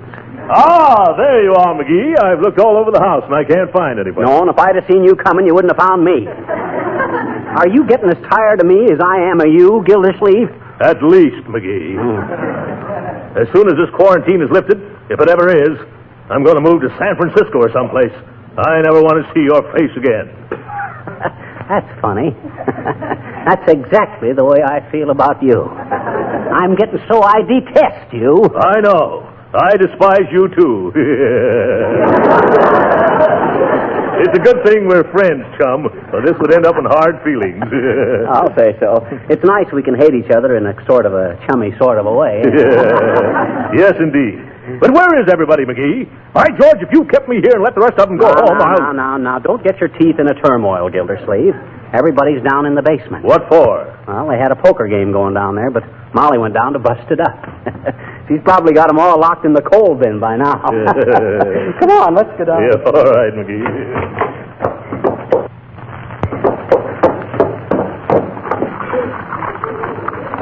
How many cards for you, Glowcoat? 3, Boomer. Give me 2, Horatio. 2 for me, too. Here you are, my little Toscanini. And how many for you? None. I'm standing pat. Well, Mrs. Uppington, you opened. What are you doing? The membership fee for this round will be 3 blue ones. Count me in there. Say, do you mind if I put in 5 more? I seem to have so many. I'm out. See you, daughter. I don't think you got 'em. Mr. Boomer? Sorry, my dear, I'm out. I'm shy 2 feathers on a bobtail slug. I'm going to call you, Miss McGee. But why? I'm right here. Oh, no, I mean, let's see your cards. Oh, shoot. But they don't amount to anything, really. I was bluffing. All I got is a 5 spot and 4 1s. Oh, Is that good? Hey, what's going on here? I thought you were going to bust up this game, Molly. Believe me, she did, Skee-Ball. Huh? You've heard about the chicken in every pot. Well, she's the chicken. Isn't it wonderful, dearie? Look at all the pretty chips I've won. I'm going to punch holes through them and string them together for a necklace. No. Don't do that. Cash them in. They're worth money. Don't be silly. They were only worth $1.98 when we bought them. And I even doubt if the drugstore would take them back. No. Didn't anybody else win anything? How about you, Wilcox? Did you lose? Oh, I'm not hurt much. I just like to play. It's useful to me in my business. Why, how can that be, Mr. Wilcox? I wish you hadn't asked that question, Uppy. It's just like waving a bull in front of a red rag. Well, I've always had a suspicion that poker was invented by a salesman for Johnson's self-polishing glow coat. Now, you see what you've done, Uppy? Well, explain yourself, Mr. Wilcox. All right, look. Suppose a housewife has a full house, and somebody spills a tray on the kitchen linoleum. Oh. Does she raise the deuce? Oh. Not if she's got Johnson's self-polishing glow coat on the floor. It's aces when it comes to protecting and beautifying linoleum, and it takes very little jack. Oh. And what's more, it puts old-fashioned floor scrubbing in the discard. Oh. Call your dealer today.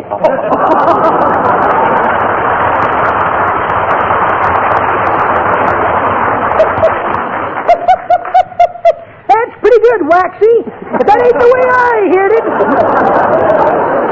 The way I heard it, one feller says to t'other feller, says, any of you kids got a good joke to fill in here with? Say, if you haven't got a joke, why did you start that thing? Don't give me that, Johnny. I've heard you start a whole show without one. Hey, we gonna play any more rummy, kids? Oh, Mr. Oldtimer, we haven't been playing rummy. We've been playing poker. Hey, we have? No wonder I ain't been having any luck. What I want to know is, when are we going to get out of here?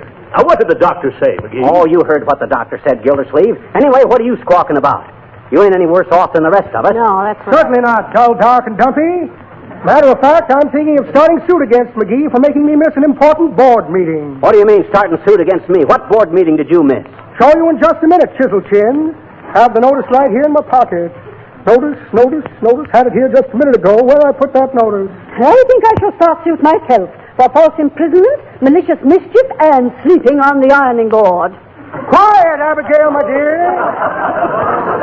I've been trying to find the notice of that meeting. Here's an income tax blank. Got me in the middle there. If I don't show the source of my income, I go to prison. If I do show it, I go to jail. Here's a Confederate $100 bill. What good is a Confederate bill? You can't spend it. I can spend this one, my boy. I was a Confederate in a bank robbery. Yes, indeed. Now, let me see. Here's a small package of sleeping powder. Go on, that's a blackjack. Don't be crude, Liverlip. Here's a postcard from Sheila the shoplifter. Says she tried to get away with an accordion, but it squealed on her. Letter from my brother, McClellan Boomer, the portrait painter, unfortunate fellow. Oh, what happened to him, Mr. Boomer? He sat down on his pallet. Poor lad. Yes, indeed. I always said he'd get caught with his paints down. A check for short beer. Well, imagine that. No notice of the board meeting. What board meeting was it, Boomer? The parole board, Scrimshank. Well, there wasn't much choice anyway. They're a measly bunch, too.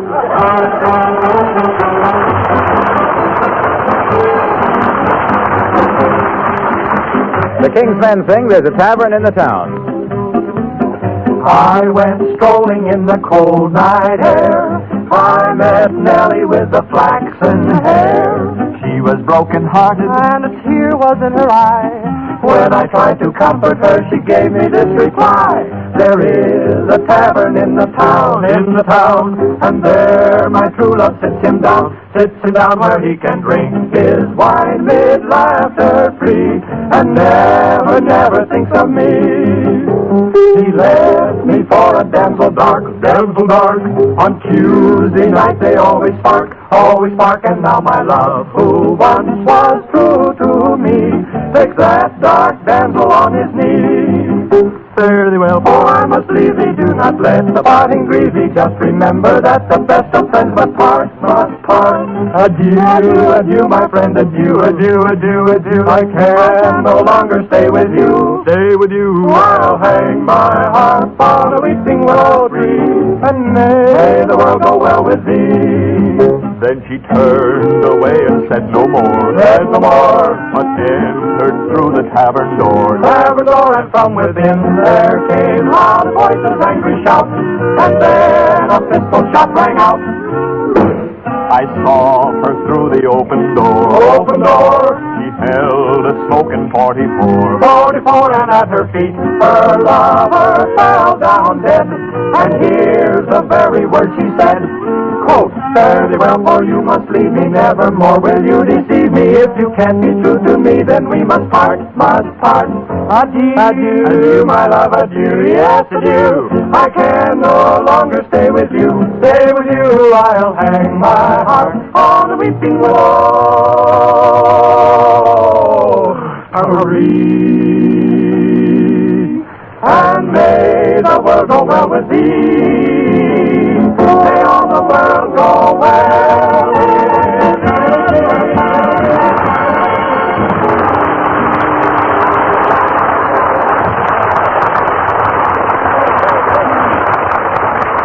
Fellow, that was well. Boomer, Uppington, Gildersleeve, Dipopolis, Wilcox, the old-timer, little girl, that's 7. 7 times 5 is 35, times 7 is 245. Say, that ain't bad at all, Molly. What are you talking about? What isn't bad? Oh, look, there's 7 people here besides us. All of them eating and sleeping at our expense. So I figured if I charged them a nominal $5 apiece a day, that comes to $245 a week. Why, McGee, you can't charge them for staying here. They couldn't help it. Well, Dad ratted I couldn't help it either. Well, then it's even. Okay, so it is even. So I'll split the difference and make it 2.5 a day. That'll come to 102. Oh, McGee, stop it. Why, that's taking advantage of people when they're helpless. Well, shucks. That's the best time, ain't it? Now, just the same, I won't let you do it now. We're all quarantined here together, and we just got to make the best of it. Yeah, but think of the expense.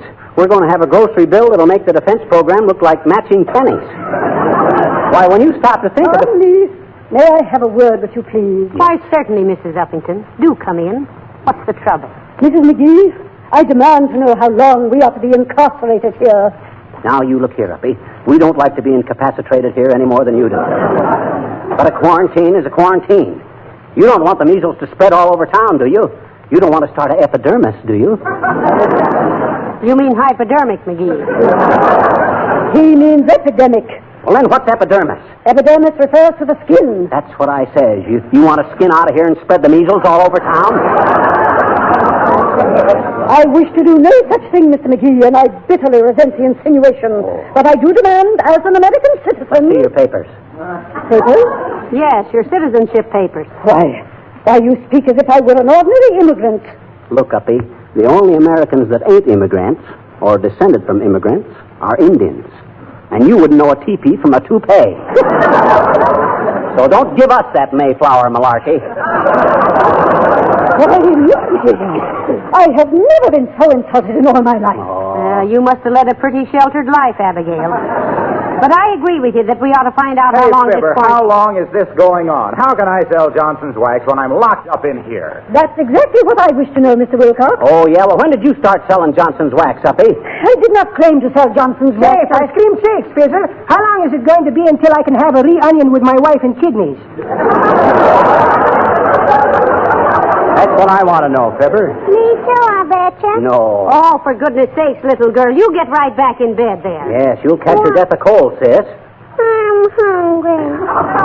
Hey, now, look here, Johnny. I've missed 5 rumble lessons since I've been here, and I want to get it going. Well, what can we do? Well, Mr. McGee, what do you propose to do about this situation? I'll tell you what we're going to do, folks. I'm just as anxious as you are to know how long they quarantine for measles. I'm going to call the health department. All right, dearie, here's the phone. Thanks. Hello, operator. Give me the health department. Oh, is that you, Mert? Oh, that's all.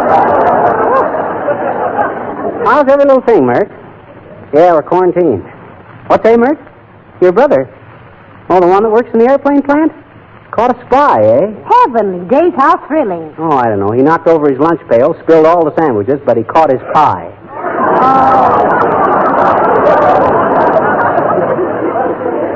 What's that, Mert? Oh, no answer, eh? Okay, I'll try the Board of Trade. Wait a minute, McGee. Look at this. Huh? What's the matter with you, Gildersleeve? Look what I found in the almanac. What are you doing with the almanac? Well, the only thing there is to read around here except Black Beauty and the Peoria High School Annual for 1911. Well, what about the almanac, Mr. Gildersleeve? Well, listen to this. It's an article on contagious diseases. And it says that quarantining for measles is obsolete. Oh, absolutely. Oh, I remember now. That's what the doctor told me over the phone. It's obsolete, and there's no getting around it. Oh, good heavens. I believe the man doesn't know what the word obsolete means. That's it, I do, too. Obsolete means oh, my gosh. I was thinking of absolute.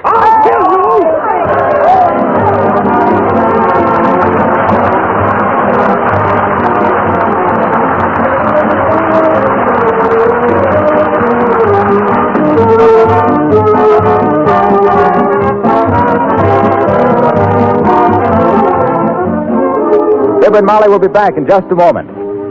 Have you ever stopped to think how much more active life is today than, say, 25 years ago? Automobiles, movies, airplanes have certainly increased the tempo of living, until one of our big problems is how to find the time for all we want to do. Fortunately, scientists have given us many labor-saving devices and products. Take, for example, the care of floors. No longer do you have to scrub kitchen floors on your hands and knees to keep them clean. No, sir. Johnson's self-polishing Glow Coat has certainly solved that problem. Saved women many, many hours of work. Glow Coat, in case you don't know it, needs no rubbing or buffing. It's the easiest to use of all floor polishes. You simply apply and let dry. Glow Coat polishes itself, giving beautiful floors with practically no work. Saves linoleum from wear, makes it last longer. But you surely know all these things by now, and I'll bet you use Johnson's self-polishing Glow Coat on your own floors. If not, try it.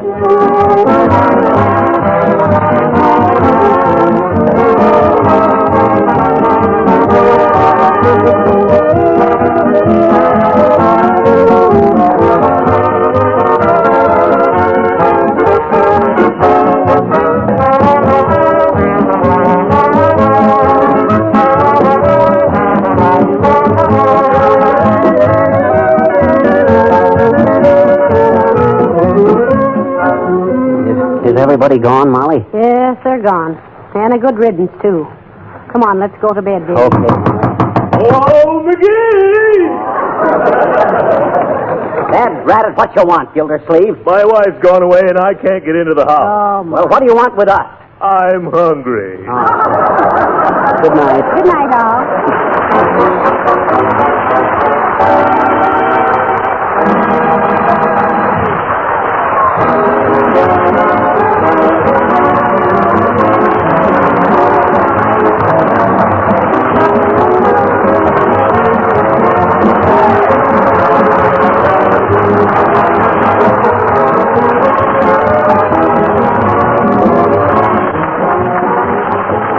This is Harlow Wilcox, speaking for the makers of Johnson's Wax and Johnson's Self-Polishing Glow Coat, inviting you to be with us again next Tuesday night.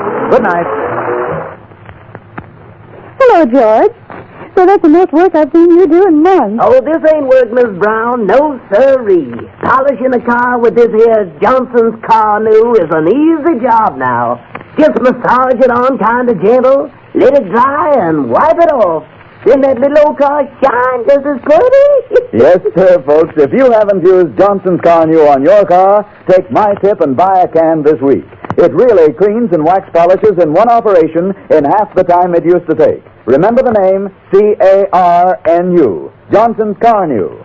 This is the National Broadcasting Company. Our next broadcast is the brainchild of American comedy duo George Burns and real-life wife and partner Gracie Allen.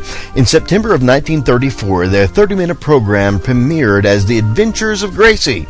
The title changed in 36, and from 36 till 50, the series switched back and forth between NBC and CBS until it was canceled.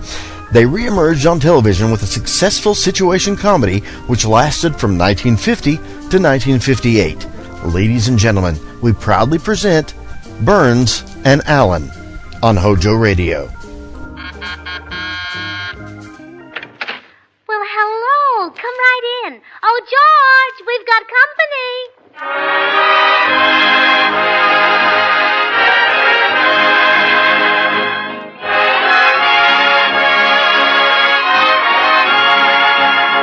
This is Bill Goodwin speaking for Lever Brothers, makers of Swan, the new white floating soap. Well, it's Tuesday night again. Time for another pleasant visit with George Burns and Gracie Allen, their guests Akim Tamiroff, Jimmy Cash, and Paul Whiteman and his music. And now here are the 6 hits and a miss singing Santa Claus is Coming to Town.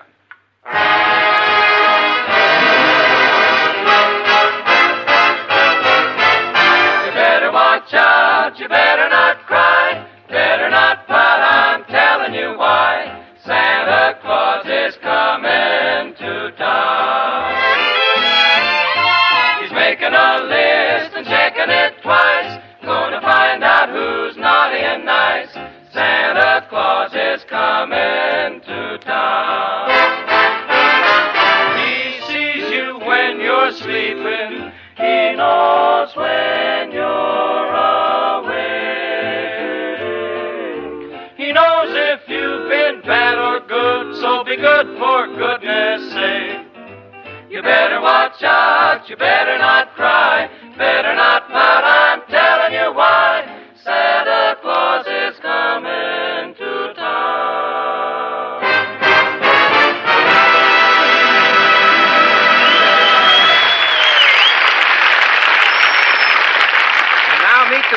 live in the Burns house, George and Gracie. Well, it's only 2 more nights till Christmas, and Gracie has already started to trim her tree. But as she hangs the ornaments, there's a worried look on her face. Her little duck, Herman, hasn't come home yet.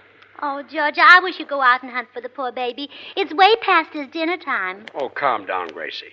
Even with a meat shortage, nobody would want that darn duck. But he's never been out this late before, except that time he flew up on the Morton's clothesline and crawled into the seat of Mr. Morton's union suit. Fine place for that kid to fall asleep. We mightn't have found him at all if Mr. Morton hadn't been ticklish. Gracie, will you stop worrying about that silly duck? Come on, let's finish trimming the tree. Oh, all right, dear. Hand me that big silver star and some of those little tinsel...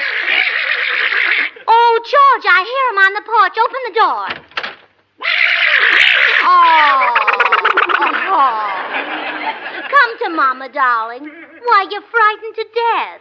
And some of your tail feathers are missing. How did you lose them? You did not lose them. They're here in my hand. Oh, my goodness. Who are you? I am Akim Tamirov.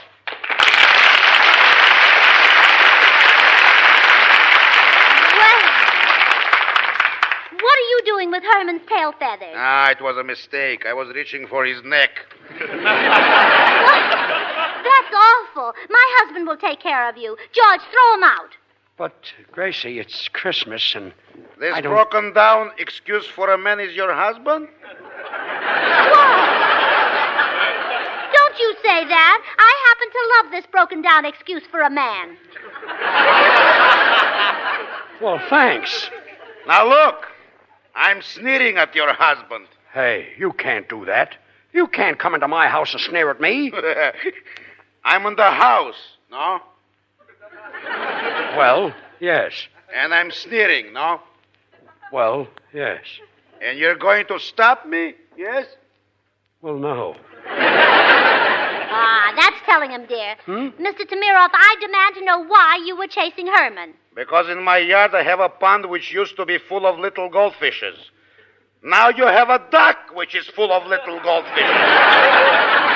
Well, I don't believe it. Herman wouldn't do such a thing. He's a sweet, innocent little angel, aren't you, baby? And he didn't eat any of your goldfish, did you, baby? Mr. Tamirov, you should be ashamed of yourself, feeding goldfish to a delicate little baby duck. They might gild his little tummy. I hope so. Madame, I'll give you a word of warning. In the future, my yard is Stalingrad and that duck is Hitler.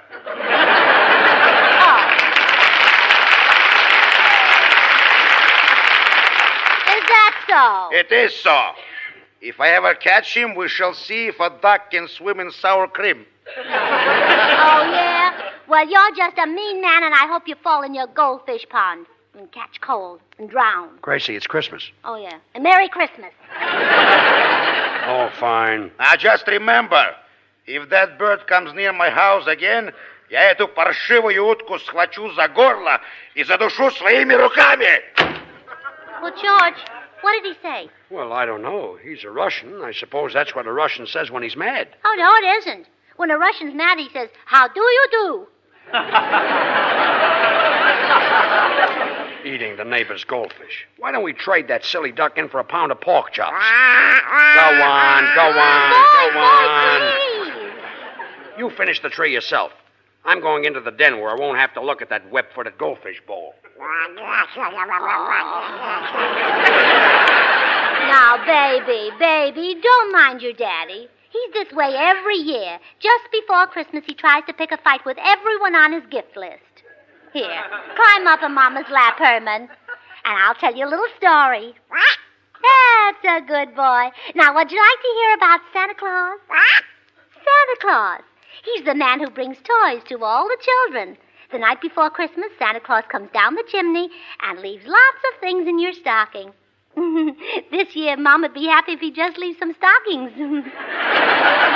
Oh, just think, Herman. Right now, Santa is getting his presents ready to deliver to all the good little boys and girls.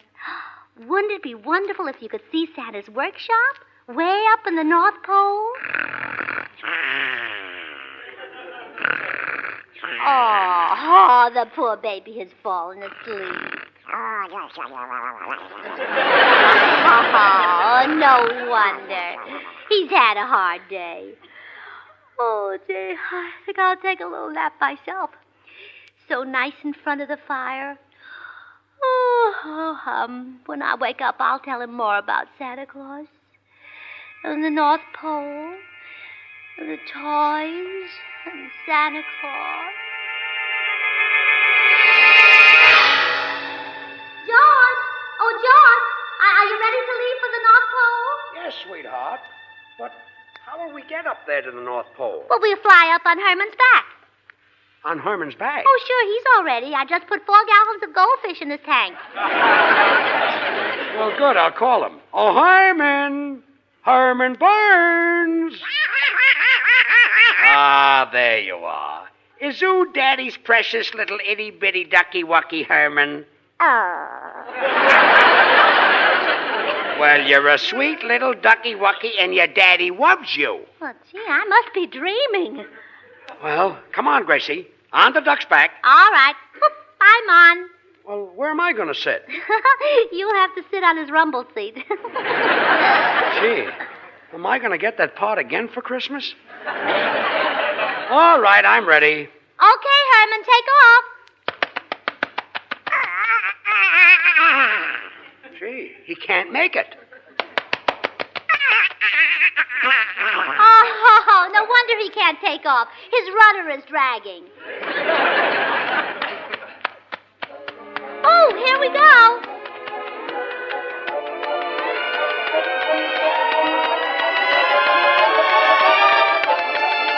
My, this certainly is the way to travel, George. Well, look, we're over San Francisco already. See, there's Mama's house. Yoo-hoo, Mama! Gracie, she can't hear you. Oh, sure she can. Look who's with me, Mama. George. Of course you know him, Mama. It's George. You know, the man I married anyhow. Dear old mother. She's a sweet, sweet girl.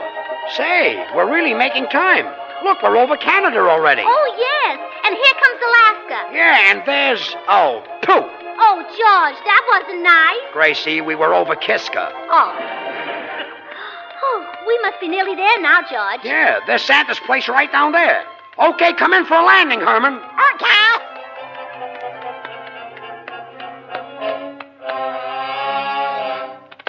Well, that was perfect, Herman. We're right in front of Santa's workshop.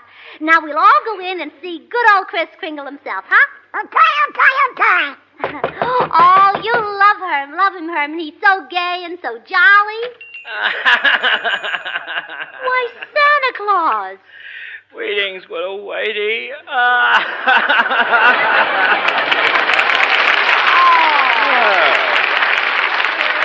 Now, buck up, Chris, old man. What's the trouble? Oh, last in a whack, my Christmas is ruined. This year it will be a complete flop over. Please don't cry anymore, Santa Claus. The tears are running down on your pretty red suit. And if your suit fades, you'll lose your job in the May Company window. All right, I'll stop. But I have no toys for the little ones this Christmas. Oh, dear. Wait a minute. Santa Claus, why haven't you got any toys for the kids? Because a wicked pirate stole them. The wicked pirate?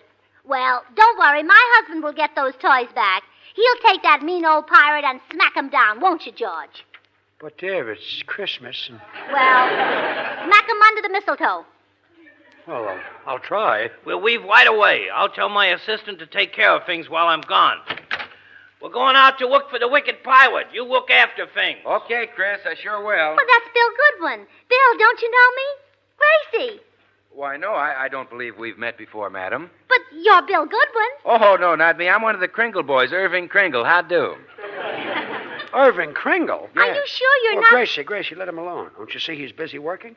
What's all the black stuff you're washing? Oh, that? Well, that's snow. But it's black. Well, sure it's black. That's the way it comes out of the mine. You see, it's white when we deliver it because I wash every flake. Didn't you know snow is really black? Why, no. Southerner. Richard. I mean Irving. Well, sit down at the piano, Santa Claus, and let's tell him about it. All right. Beat it out on the old 88, Santa. Why, Santa, you got a cannon in your left hand. I'm in a groove tonight. You solid are, Santa. Now everybody wants a white Christmas this year, so I'm a-washing all the snow so pretty and clear. With Swan, the new white floating soap, I wash it with zeal, 'cause Swan is even purer than the finest cast steel. Rubbly-up-dub. Swan is the grandest soap, a rubbly-up-dub. Squab me with Swan. Because Swan soap is purer than the finest Castile, it's kind to your hands and gives them extra appeal. It's great for washing dishes, washing hankies or hose, or any other soap and water job you propose. Rubbly-up-dub. Swan is the grandest soap. Whoop-de-up-dub. Squab me with Swan. Now, Swan has got a feature that you cannot resist.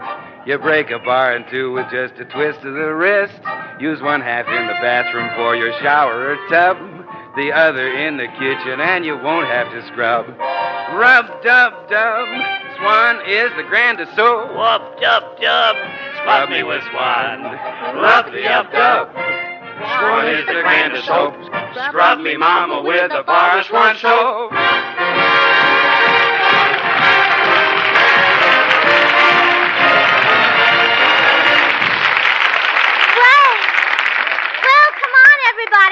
We're off to get the toys back from the wicked pirate. Oh, hope we catch him. He's probably planned his escape pretty carefully. Oh, don't worry about that, Santa. You know what I always say? The best planned men are oft times mice and lay after glee, gang.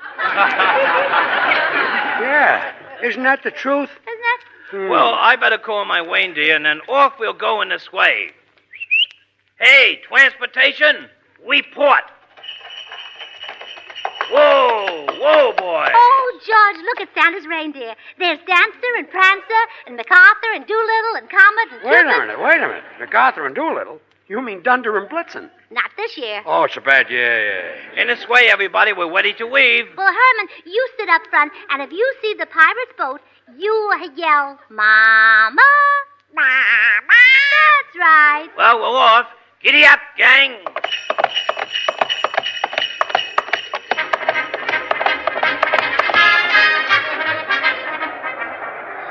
Isn't this wonderful? But Santa Claus, aren't we going too fast? Oh, no, we're only going 32,000 miles an hour. Oh, well, just so we stay under 35. I guess so, yes. Where? Oh, Herman, that's not a pirate ship, that's a stork. What kind of a stork is that? It's carrying a T-bone steak. Well, of course, George. Today, that's a real bundle from heaven. You know, I kind of knew steak was high, but I didn't think it was up here. Now, Herman, don't say Mama until you see the pirate ship. Okay. So just keep a good watch, and then... Oh, what was that? It's the pirate ship. They're firing rockets at us. Yeah, and we're right over it. Look out! Here comes another one. Oh, they almost got us that time. We say it. They can't frighten us. We'll go down and get them with my machine gun.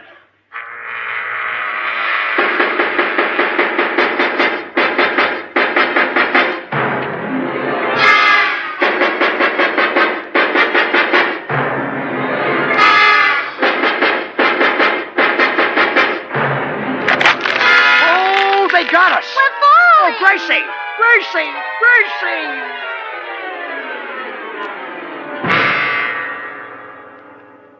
We landed right in the middle of the pirate ship. Come on, you swabs. Up on your feet. Oh, George, look who the wicked pirate is. It's Mr. Tamirov. Yes, better known as Tamirov the Terrible. They call me that because I am. Listen to me, Wolf the Terrible. I'm Santa Claus, and I want my toy. such a funny fat man. Hey, Spanish Joe. Sure, then what would you be on after now, Timirov the Terrible, sir? Is that skinny prisoner? Is that skinny prisoner still complaining because his cell is too small? Fasten that he is. Well, Take him out and shoot him. And put the fat man in. Oh, please. Ah, a plump little bird. Put him in a cell with the fat man, Spanish Joe. Tonight I will have pressed duck. Gee, you're mean, aren't you? Well, my friend, I do not like to boast, but I'm the meanest, the nastiest, the dirtiest, the most low-down man who ever lived. Oh, you just say that. Oh, no, it's the truth. Never, even in the mill picture, was there such a wicked pirate. Oh, what about Captain Kidd? Oh, a cream puff. What about Blackbeard? Who? Shoe salesman. Now, do you know why I stole the toys from Santa Claus? Huh? To sell them? No, I just took them because I'm mean. I hate people. You do? Yeah, I hate everybody. Look. Ouch. You stepped on your own toe. Yeah, I even hate myself. Oh, you're not so mean. In fact, you pirates are a bunch of sissies. What's that? Well, you're all wearing earrings and bloomers. Lady, you don't appreciate what a mess I am. Walking the plank and cutting off the ears is for junior pirates. When I take prisoners, I tear up their ration books. Pretty mean, eh? Say, what are you going to do with us? Don't forget, it's Christmas. You, my friend, I shall have beaten to a pulp. And then throw your body into the sea for the sharks to finish. But the little lady here is too pretty for such a fate. Oh, flatterer. Now, look, you're not going to take... Quiet, weakling. I think I will have a little fun with you. I will show you how a man kisses. George, don't you let him kiss you. Gracie, he means you. Oh. Yes. Now I shall make love to your wife, and you shall have the pleasure of watching. Boy, am I a heel, huh? Yeah. George, are you just going to stand there? Say something to this man. You bet I will. Listen, pirate. Yes? What you're doing is not nice. Oh, that's telling him, dear. Enough of this talk. Come, my little chicken. Put your lips close to mine. Oh, no, I won't. How do I know you wouldn't try to kiss me? Yeah. Sure. You can't be trusted. Maybe we need music, to create a romantic mood. Yeah, very well. Your husband shall serenade us with a love song. Me? You heard me. Sing. Oh, sure. Lovely lady, I'm falling madly in love with you. Stop it now. Stop it. Stop that. That's romantic? You sound like you're gargling with hot borscht. Well, what you said is not nice. Now, wait. I will cast a magic spell. Now, wait a minute. Hocus pocus abracadabra. There, now sing. Okay. Lovely lady, I'm falling madly in love. Gee, that's wonderful. I sound just like Jimmy Cash. Now, go ahead. Go sing some more. Play, pirates. Lovely lady, I'm falling madly in love with you. It's a feeling beyond concealing. What can I do? Take my heart, it's yours alone to keep forever.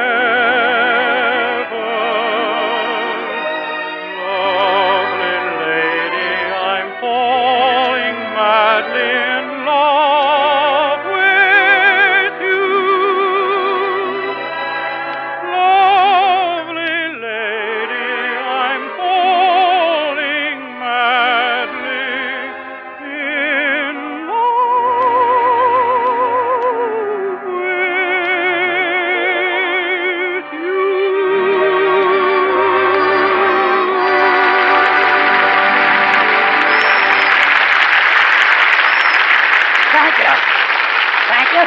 Thank you very much.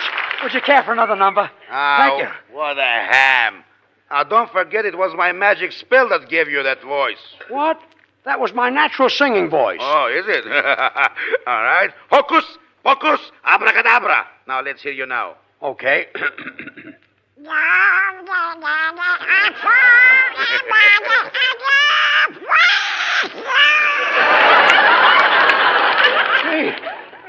what happened? Oh, George, I'm so happy now you sound like yourself again. Well, are you ready to make love now? Come, my pigeon. Don't you touch that little girl. You're the meanest and lowest skunk I ever met. Yes. Why, you're nothing but a low-down, miserable rat. Yes. Why, even Gracie's sister Bessie wouldn't make love to you. Oh, now, wait a minute, George. That's going too far. Well, I guess it is. I had enough of this. Hey, only the sweet. Yes, boss. Here I is. Now open the hatch and throw this riffraff down the hole. Sure enough, boss. Yak, yak, yak, yak, yak, yak, yak, yak, yak. Down with them!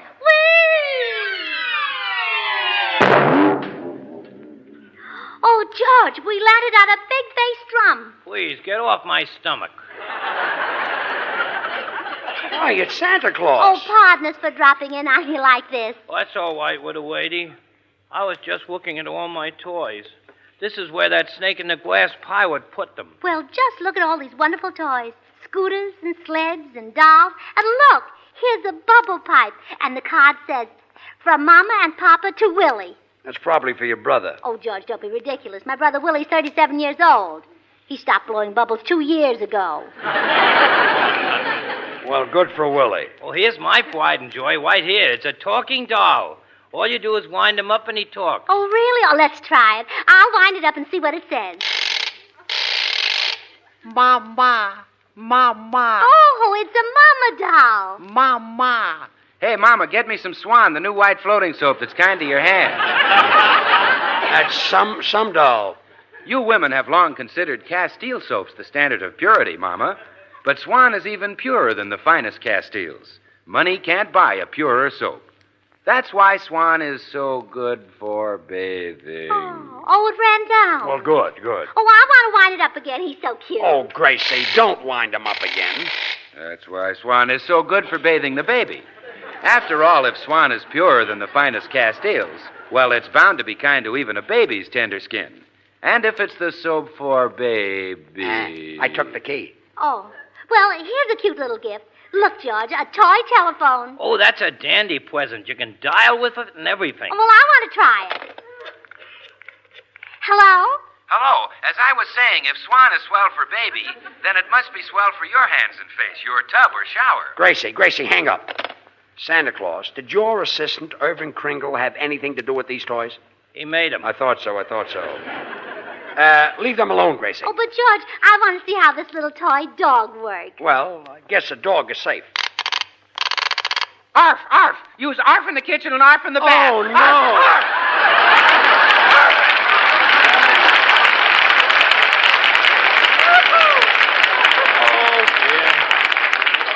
Oh, dear. All these beautiful toys, and it looks like the little kiddies will never get them. Roller skates, tin soldiers, bicycles, electric trains. Wait a minute. That old pirate can't have these. What's that you're saying? Who can't have what? Well, you can't have these toys. Santa Claus has to deliver them right away. Why, those skates are needed in North Africa. Those scooters go to New Guinea. And those toy trains have to go to Guadalcanal. What's that? Marines play choo-choo? Oh, no. They won't go as skates and scooters and toy trains. But the metal in them will go as guns and tanks and planes for our boys to fight with. But won't the little children miss the toys? Oh, well, give them toys, Santa Claus, but not toys made of metal and rubber. And I'll tell you something else all the boys and girls want for Christmas this year. They want war stamps. So, Santa, you load up your bag with all the war stamps you can carry. Because when the children get war stamps, they know they're helping their fathers and brothers and cousins and uncles and friends in the service to do the fighting job that has to be done. Take the toys. Take the toys. I give them all back to you. Oh, thank you, Mr. Pirate. Santa George, isn't that wonderful? That's swell. I'm so disgusted with myself. Oh, well, don't cry, Mr. Pirate. You're not a mean man at all. You've got a heart of gold. Yeah, I know. Isn't that disgusting? Gracie! Oh, Gracie! Gracie, wake up! Oh, what? Oh, George, we're home. Oh, of course we're home. Oh, well, then I must have been dreaming. You and I were up at the North Pole, and we were captured by a pirate, and this pirate made love to me, and... A pirate? Uh-huh. Who was he, Tyrone Power? No, it was... Say, that's an idea. Good night, George. I'm going back to sleep. Oh, fine.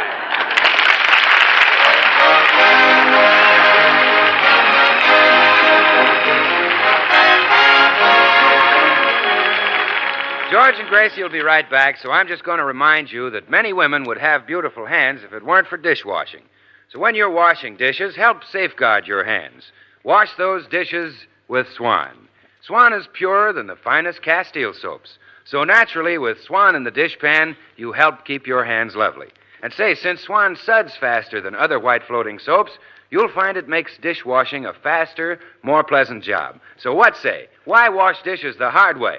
Why not try Swan? Well, here they are, George and Gracie. Yes? Oh, it's you, Mr. Tamiro. Where's that duck?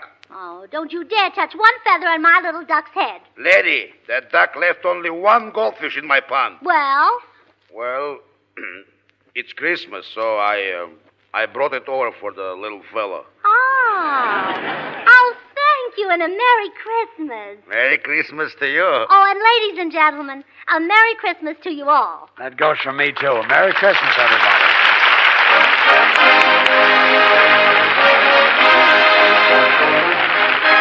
The makers of Swan, the new white floating soap, join George and Gracie in inviting you to tune in again next week, same time, when their special guest will be one of your favorite movie stars, the glamorous Rita Hayworth. So remember, Swan also brings you another of radio's top shows, Tommy Riggs and Betty Lou over another network. Now till next week, this is Bill Goodwin saying, well, I, Swan, how about you? Good night. Merry Christmas.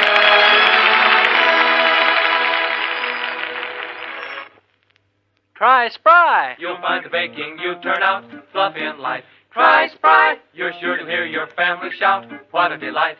For cakes, pies, donuts, the things you fry. Try Spry. What's that you say you're going to try today? Why, sure. Try Spry.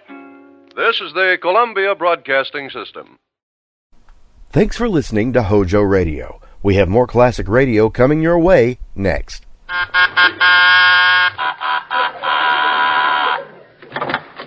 Well, hello. Come right in. Oh, George, we've got company.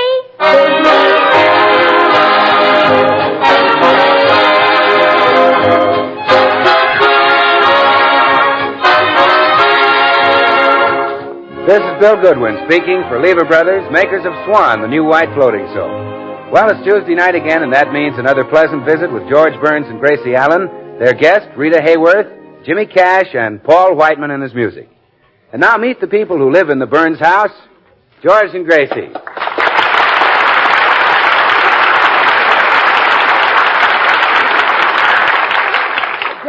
Gracie, did the postman get here yet? Now, George, that's the fourth time you've asked me. But, honey, it's important. Well, don't worry. He'll be here any minute with your copy of Cowboy Love Tales. Oh, gee. I wish he'd hurry. Oklahoma, Texas is in a terrible spot. You see, he and Lucy were alone in the ranch house, and Lucy was cooking their dinner. Then suddenly 6 bandits came in. Oh, that's terrible. You bet. Poor Lucy only cooked dinner for 2. I'll see you later. Tex is in trouble. My goodness. He's like a child. Good morning, Mrs. Burns. Oh, it's the postman. Good morning. Here's your husband's magazine. Oh, thank you. Well, how are you feeling today, Mr. Postman? Oh, fit as a fiddle. Of course, I'm always in top-notch condition. Oh, yes. I know. Did you have a nice Christmas? Yes, indeed. Was a little old man with a red nose and big stomach good to you this year? Oh, yes.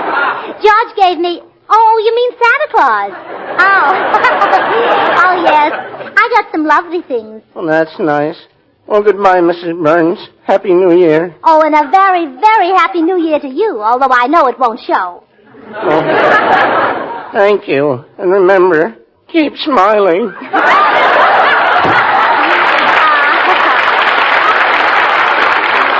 George! Yes? Cowboy Lovetails is here. Where is it? Where is it? Oh, boy, let's see it. Texas in a terrible spot. I've got to... Hey! There's been a mistake. What? Look at this cover. It's Harper's Bazaar. Oh, I wondered why Oklahoma Tex was wearing a backless evening gown. I'm going to sue the post office for every cent they've got. Oh, now, George, calm They can't down. do that to me. Calm down. They Gee. just delivered it to the wrong address. And the other people must have gotten your magazine. I'll go and get it. Yeah, well, hurry back. Let me Why, see Tex the is in address. trouble. Oh, it's just down the street. Yeah, that's it. Rita Hayworth's house. I'll be right back. Yeah, you go right... Whose house? Rita Hayworth. Rita? Well, maybe a little fresh air wouldn't do me any harm. George Burns, get that gleam out of your eye. Gracie, it's... I've always got that gleam in my eye when I'm worried about Oklahoma Tex. No, I've seen that one. This is a new gleam entirely. Gracie, stop being silly. I meant we'll both go. Oh, well, all right. Hello, kids. Oh, hello, Bill. I'll be back as soon as I get my hat there. You going out, George? Yeah. Going over to Rita Hayworth's house. Rita Hayworth? That's a lie. I'm only going over to get my magazine. Uh-huh. On your way, will you drop me off at Betty Grable's house? I want to get my shoes shined. Very funny. That's Scream. Bill, the postman left Cowboy Lovetails at Rita Hayworth's. Oh. Well, I'll go get it for you, George. Goodbye. Come back here. You'd stay there all day. I want to find out if Oklahoma Tex got away from those bandits. Oh, well, I can tell you that. Sure he gets away. Really? Yeah. But how, Bill? They had him cornered in the ranch house. Well, I'll tell you, George. You know the bandits were backing Tex slowly down the hall. Yeah? And you know how fast Tex is on the draw. Yeah. Well, quick as a flash, Yeah? he whips out a bar of Swan soap and jumps in the bathtub.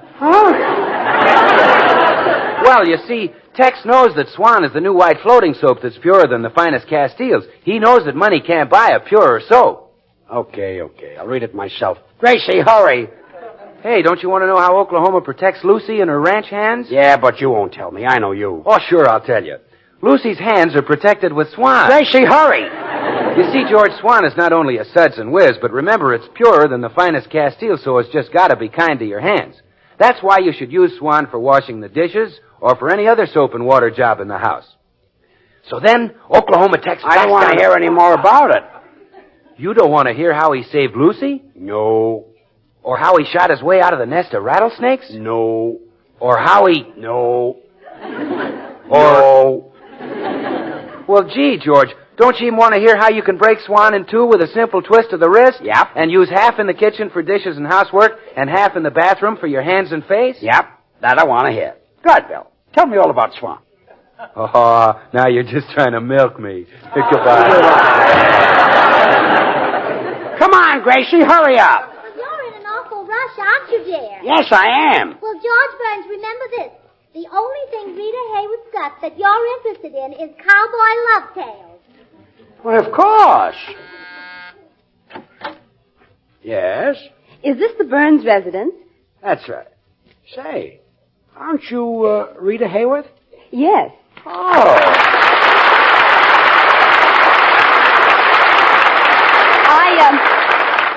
I came over to give little Georgie Burns his magazine. Little Georgie Burns? Yes, the postman left it at my house. It's called Cowboy Lovetails. The trash those kids will read. Those kids, they read trash, yes. I knew he must be a very small boy. You know, these stories naturally appeal to an undeveloped mind. Oh, sure. Is little Georgie here? Little Georgie. Oh, little Georgie, yes. He's a very smart little fellow. He's just 6 years old last month. Oh, how nice. Do you have any other grandchildren? No, he's my son, George Burns, Jr. We call him Georgie Boy. Georgie boy. Oh, that's a sweet name. Is he cute? Looks like me. Well. Well, anyway. All right, dear. I'm ready. Oh, we Gracie. have company. Yes, Gracie. This is Rita Hayworth. She came over to swap the magazines. I'll go and get her copy of Harper's. Oh, well, it was sweet of you to save us a trip, Miss Hayworth. Oh, not at all. You know, I knew Georgie Boy must be dying to read his cowboy love tales. Did you say Georgie Boy? Yes. Mm-hmm. Tell me, does he really look like his father? Well, it's hard for me to say. You see, his father and I aren't very intimate. Well, I can understand that. But tell me more about Georgie Boy. Does he bathe himself? Well, certainly. Of course, once in a while I scrub his back. Oh, how adorable. I'd love to come over and watch him splash around. Well, he wouldn't like that. He's kind of bashful. Oh, well, do you think Georgie would like to come over to my house one day and play? Well, he might like to, but he won't. But don't you think I could amuse him? Miss Hayworth, if you don't mind, I prefer to amuse my husband myself. Oh, your husband? I thought Georgie was your son. Well, how could he be my son? I'm married to him, and that would make me my own mother-in-law. Why, this is wonderful. You know, he pretended to have a son because he didn't want to admit he reads cowboy love tales himself. Oh, so that's it. Okay, Miss Hayworth, here's your... Hey. What's the joke? Hello, little Georgie Boy. So you had to tell her. Well, all right, so I read cowboy love tales. I happen to love Oklahoma Tex. He's a square shooter and he's very brave. Oh, isn't he cute? Whoa.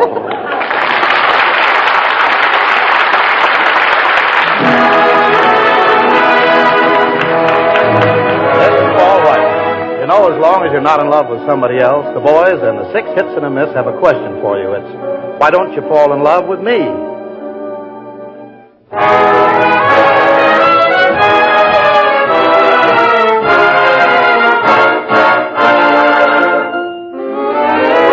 You're in my embrace. This is the time, this is the place, babe. As long as you're not in love with anyone else, why don't you fall in love with me? You're driving me crazy, baby, trying to guess. Will you tell me no or will you tell me yes? You gotta go overboard for someone someday. Believe it or not, it's bound to be. As long as you're not in love with anyone else, why don't you fall in love with me?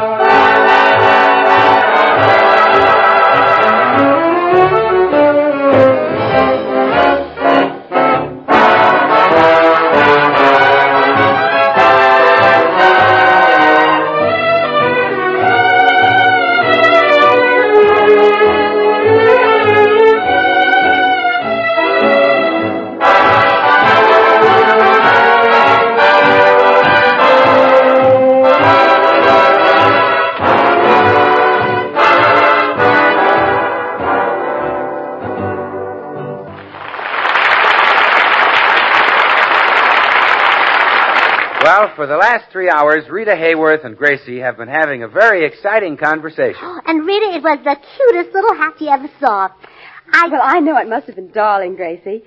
I get such a kick when I buy a new hat, don't you? Oh, yes. In fact, I get 2 kicks. The second one's from George. I heard that, and it's not true. Gracie, how about Rita staying for dinner? Well, of course. Rita, wouldn't you... Oh, no, you must have a date tonight. No, I don't have a date tonight or any other night. I can't get a date. Oh, stop. No, I mean it. Well, you see, the movie people have built me up as such a glamour girl that every man thinks I'm dated up, so no one ever calls me. Honest? Honest. Nobody takes you out at all? Nope. Not even Rudy Valley? Not even Rudy Valley has asked me for a date. You know you can get on We the People. Look, it's no joke, George. How do you think I feel sitting home alone night after night, staring out of my window and watching Patsy Kelly go merrily off to the Palladium? I don't believe this. I'd swear that a girl like you would be dated up 6 months in advance. Well, that's what every man thinks. That's why nobody ever calls me. Oh, well, cheer up, Rita. Maybe that isn't the reason at all. Maybe it's your looks. Well, that's nice sharing. Rita, I'll bet I can get you a date. Oh, Gracie, don't waste your time. Nobody can. Well, I can. I do things that no other woman does, don't I, George? You said it. Now, Gracie, if you really want to help Rita, look who's coming up the walk. Who? Oh, Bill Goodwin. Rita, quick, go into the living room. You're going to have a date tonight. I certainly hope so. Hello, Gracie. Hi, George. Still mad at me? Yeah, mad. Oh, Bill, there's a surprise for you in the living room. A surprise for me? Yeah, go on in. Okay. Wow! Oh, George, that should end her lonesome streak. Well, I hope so. But who would ever believe that Rita Hayworth couldn't get a date? I just... Come in. Oh, Gracie, darling. Sagwell. Oh, I'm so glad you dropped in. Guess who's in the living room with Bill Goodwin? Rita Hayworth. Rita Hayworth? Uh-huh. And Tootsie, you'll be so proud. Do you realize that you and Rita have something in common? Really? What? Neither one of you can get a date.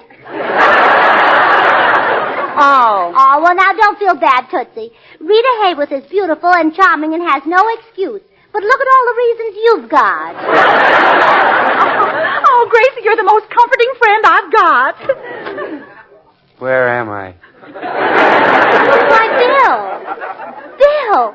George, what's the matter with him? He's in a daze. Hey, Bill, speak to me. Gotta go now. Thanks for the drink. Oh, if I could only do that to a man. Well, George, run after him. That hat he just put on his head is one of our nicest ashtrays. That boy, he needs looking after. I'll see you later. Well, I wonder what happened to Bill. Oh, Rita. Yes, Gracie? Rita, what happened in there? Oh, this is my friend, Tootsie Sagwell. How do you do, Mr. Sagwell? Darn these slacks anyway. Oh, pardon me. Rita, tell us, what happened with you and Bill? Well, we sat down on the sofa. Did you have the curtains drawn? Oh, that's your technique, Tootsie. Rita can work in the light. Go ahead, Rita. Well, he started out fine. He told me I had a neck like a swan. Yes? Well, from then on, it was all swan and no neck. But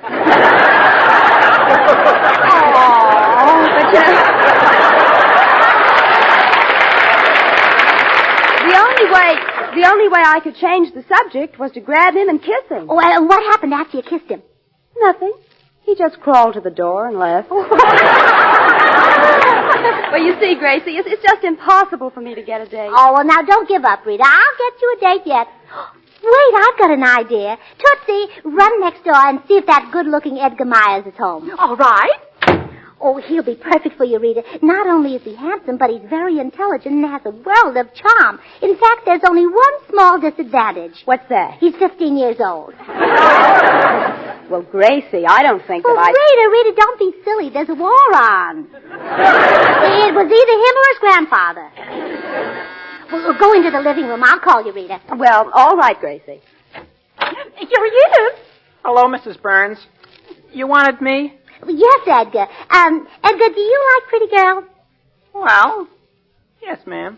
Would you like a date with a pretty girl? Yes, ma'am. Where would you like to go? Oh, it isn't me, but it's a girl just as pretty. Oh. All right. Rita. Yes, Gracie? Edgar, I want you to meet Rita Hayworth.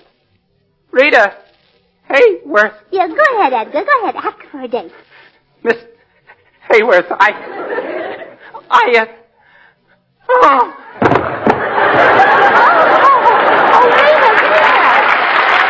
Do something. Keep him up. Oh, dear, I'll get you a date.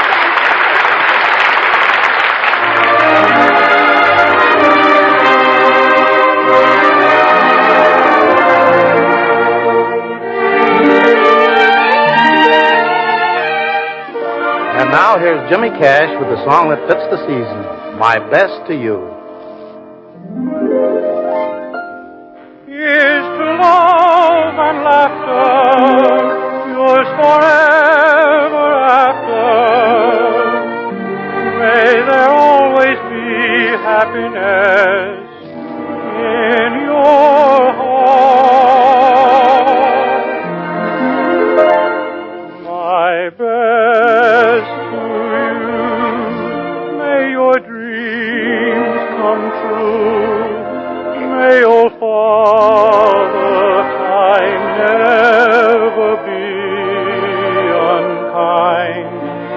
And through the years, save your smiles and tears. They are souvenirs. They'll make music in your heart. Remember this, each new day's a kiss sent from up above with an angel's love. So here's to you, may your skies be blue and your love blessed. That's my best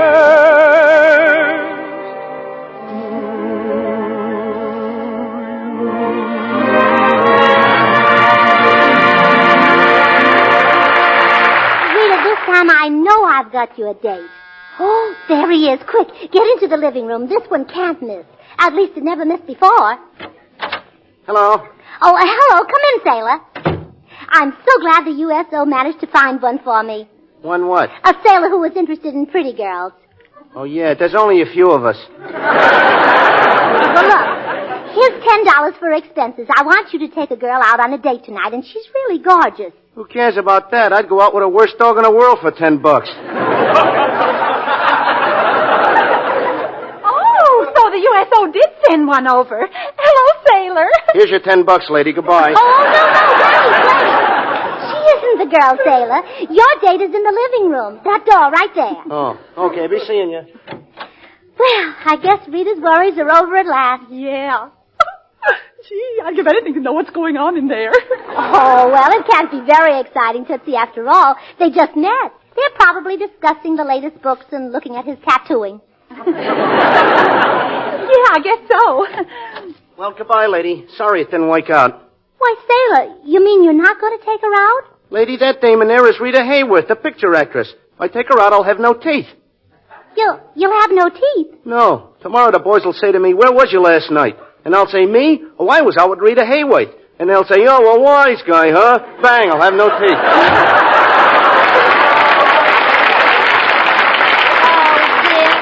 Rita, even the sailor walked out. I knew he would. Say, how'd you get your hair mussed up? Well, until the sailor recognized me, we were going steady. Oh! I'd better go up and fix it. Gracie, I don't care what you say. Rita isn't giving them enough romantic atmosphere. I'm going in that living room and pull down all the blinds and spray some perfume around. Oh, all right, Tootsie. Well, I never would have believed that there'd be such a thing as too much glamour. Still, it never hurt me any. I can't understand it. Hello, sweetheart. I brought Bill back. Hello, Gracie. Here's your ashtray. Well, thanks, Bill. Well, I'm going in the living room and apologize to Miss Hayward. Oh, but Bill, Rita isn't... Bill! Gee, it's dark in here. Where are you, beautiful? Huh? Oh, I hear you now. On the sofa, huh? Mind if I sit down?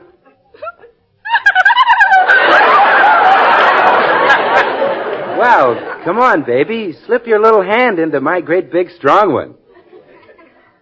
Say, are you wearing pigskin gloves?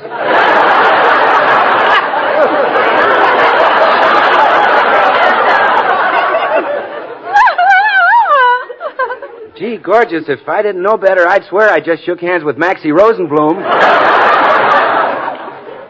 How about a little kiss now?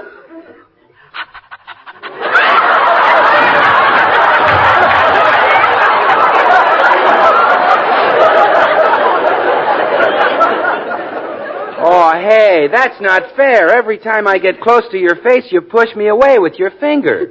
That's not my finger, that's my nose. Wait a minute, I know that voice. You're Tootsie Sagwell. Well, goodbye, and my apologies to Rosenblum. Gracie, that's Tootsie in there. Well, I know, Bill. I tried to tell you, but you were in too much of a hurry. I certainly was. Well, you know what I always say. Haste makes, well, whatever it makes, you wouldn't want it. I guess not. Where's Rita Hayworth? She's in the library. Well, I'm going in there and sweep her off her feet. Oh, hello. Oh, hello, Miss Hayworth. I guess I kind of acted like a stoop before. Well, Mr. Goodwin, Oh, not Mr. Goodwin. Girls who like me lots call me, Billy. Oh. Well, Mr. Goodwin, Oh, now, don't be angry, Rita. I was sort of in a daze. Just what did I say to you? Well, you asked me to pucker up, so I did. Then you puckered up. Yes? Then you said, Swan is a new white flowing soap that's purer than the finest Castiles. Oh, murder, that wasn't the thing to tell you. It certainly wasn't. Oh, no, you knew that. I should have told you that because Swan is purer than the finest Castiles, it's grand for even a baby's tender skin. You know, Rita, women have long considered Castile soaps the standard of purity, but Swan is purer than the finest Castiles. Well, don't you ever forget Swan soap. Well, I guess not. I get sort of carried away. Well, I'll bet I can make you forget Swan. Gee, I'll bet you can't. But I wish you'd try. Come here, Billy. Put your arms around me. That's it. Now look into my eyes. There. Now, isn't there something else you'd like to say? Yes? Well? Well, if Swan is kind to a baby's tender skin, then it must be great for anybody's hands and complexion, shower or tub, if you'll pardon the expression. Bill. What? Oh!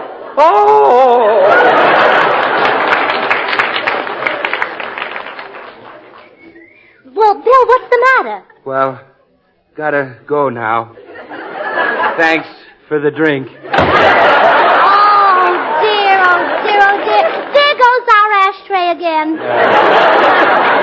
This time with my cigar in it. Oh, Gracie, this time I really give up. Oh, dear, I don't know what to say. Rita, are you sure it's your glamour that frightens all the men? I'm afraid so. They just stare at me. Well, maybe they wouldn't if you didn't wear such smart clothes. Why don't you wear something simple, like a sweater? Forget it. Rita is right. Her glamour scares the average guy away. What she needs is a man who's really down to earth. You mean a midget? Yeah, a little small man, about 2 inches. Oh, come in. Oh, it's the postman again. Yes, I left the wrong magazine here, Mrs. Burns. Oh, well, never mind that. How would you like to have a date with Rita Hayworth? Who's she? You don't know her? Never heard of Oh, her. well, how wonderful. This is Rita right here. Rita, this is the postman. Hello. Hello. Say, you're kind of cute. Thanks. How about that date? Okay. Do you know how to dance? Well, yes, a little. Well, if you're a beginner, I won't try my fancy one step. Bless your heart and let's go. Goodbye, Gracie, and thanks a million.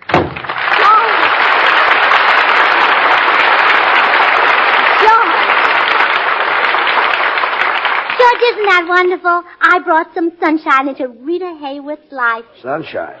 That postman is stormy weather. But life really is cockeyed. Who'd believe that a big movie star couldn't get a date? Yeah, because nobody had sense enough to ask her.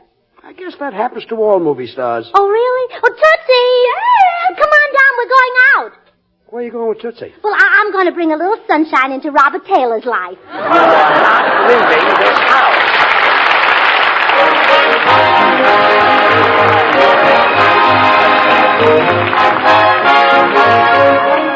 George and Gracie will be right back, so I just want to take these few seconds to get across one thing. You just can't beat Swan for washing the dishes. In the first place, Swan suds faster than other white floating soaps. And you need loads of fast, hard-working suds in the dishpan. In the second place, Swan helps keep your hands lovely. And you know why. It's purer than the finest Castiles. So what do you say? Get Hub. Get Swan. Well, here they are, George and Gracie. Oh, gee. Tootsie left without taking my waste kitchen fat to the butcher. Well, we can turn it in ourselves. The government can still make bombs and bullets out of it. Oh, well, that isn't it. Every time Tootsie turns in a can of fat, Louis the butcher lets her kiss him. Well, now, there is a patriotic man. Oh, yes, he's in Washington right now. They're giving him the Congressional Medal for bravery beyond the call of duty. Well, I don't blame him. The makers of Swan, the new white floating soap, join George and Gracie in inviting you to tune in again next week, same time. Remember, Swan also brings you another of radio's top shows. Tommy Riggs and Betty Lou over another network. And now till next week, this is Bill Goodwin saying, well, I, Swan, how about you? Good night. Thank you for listening to HOJO Radio. We'll be back again very soon.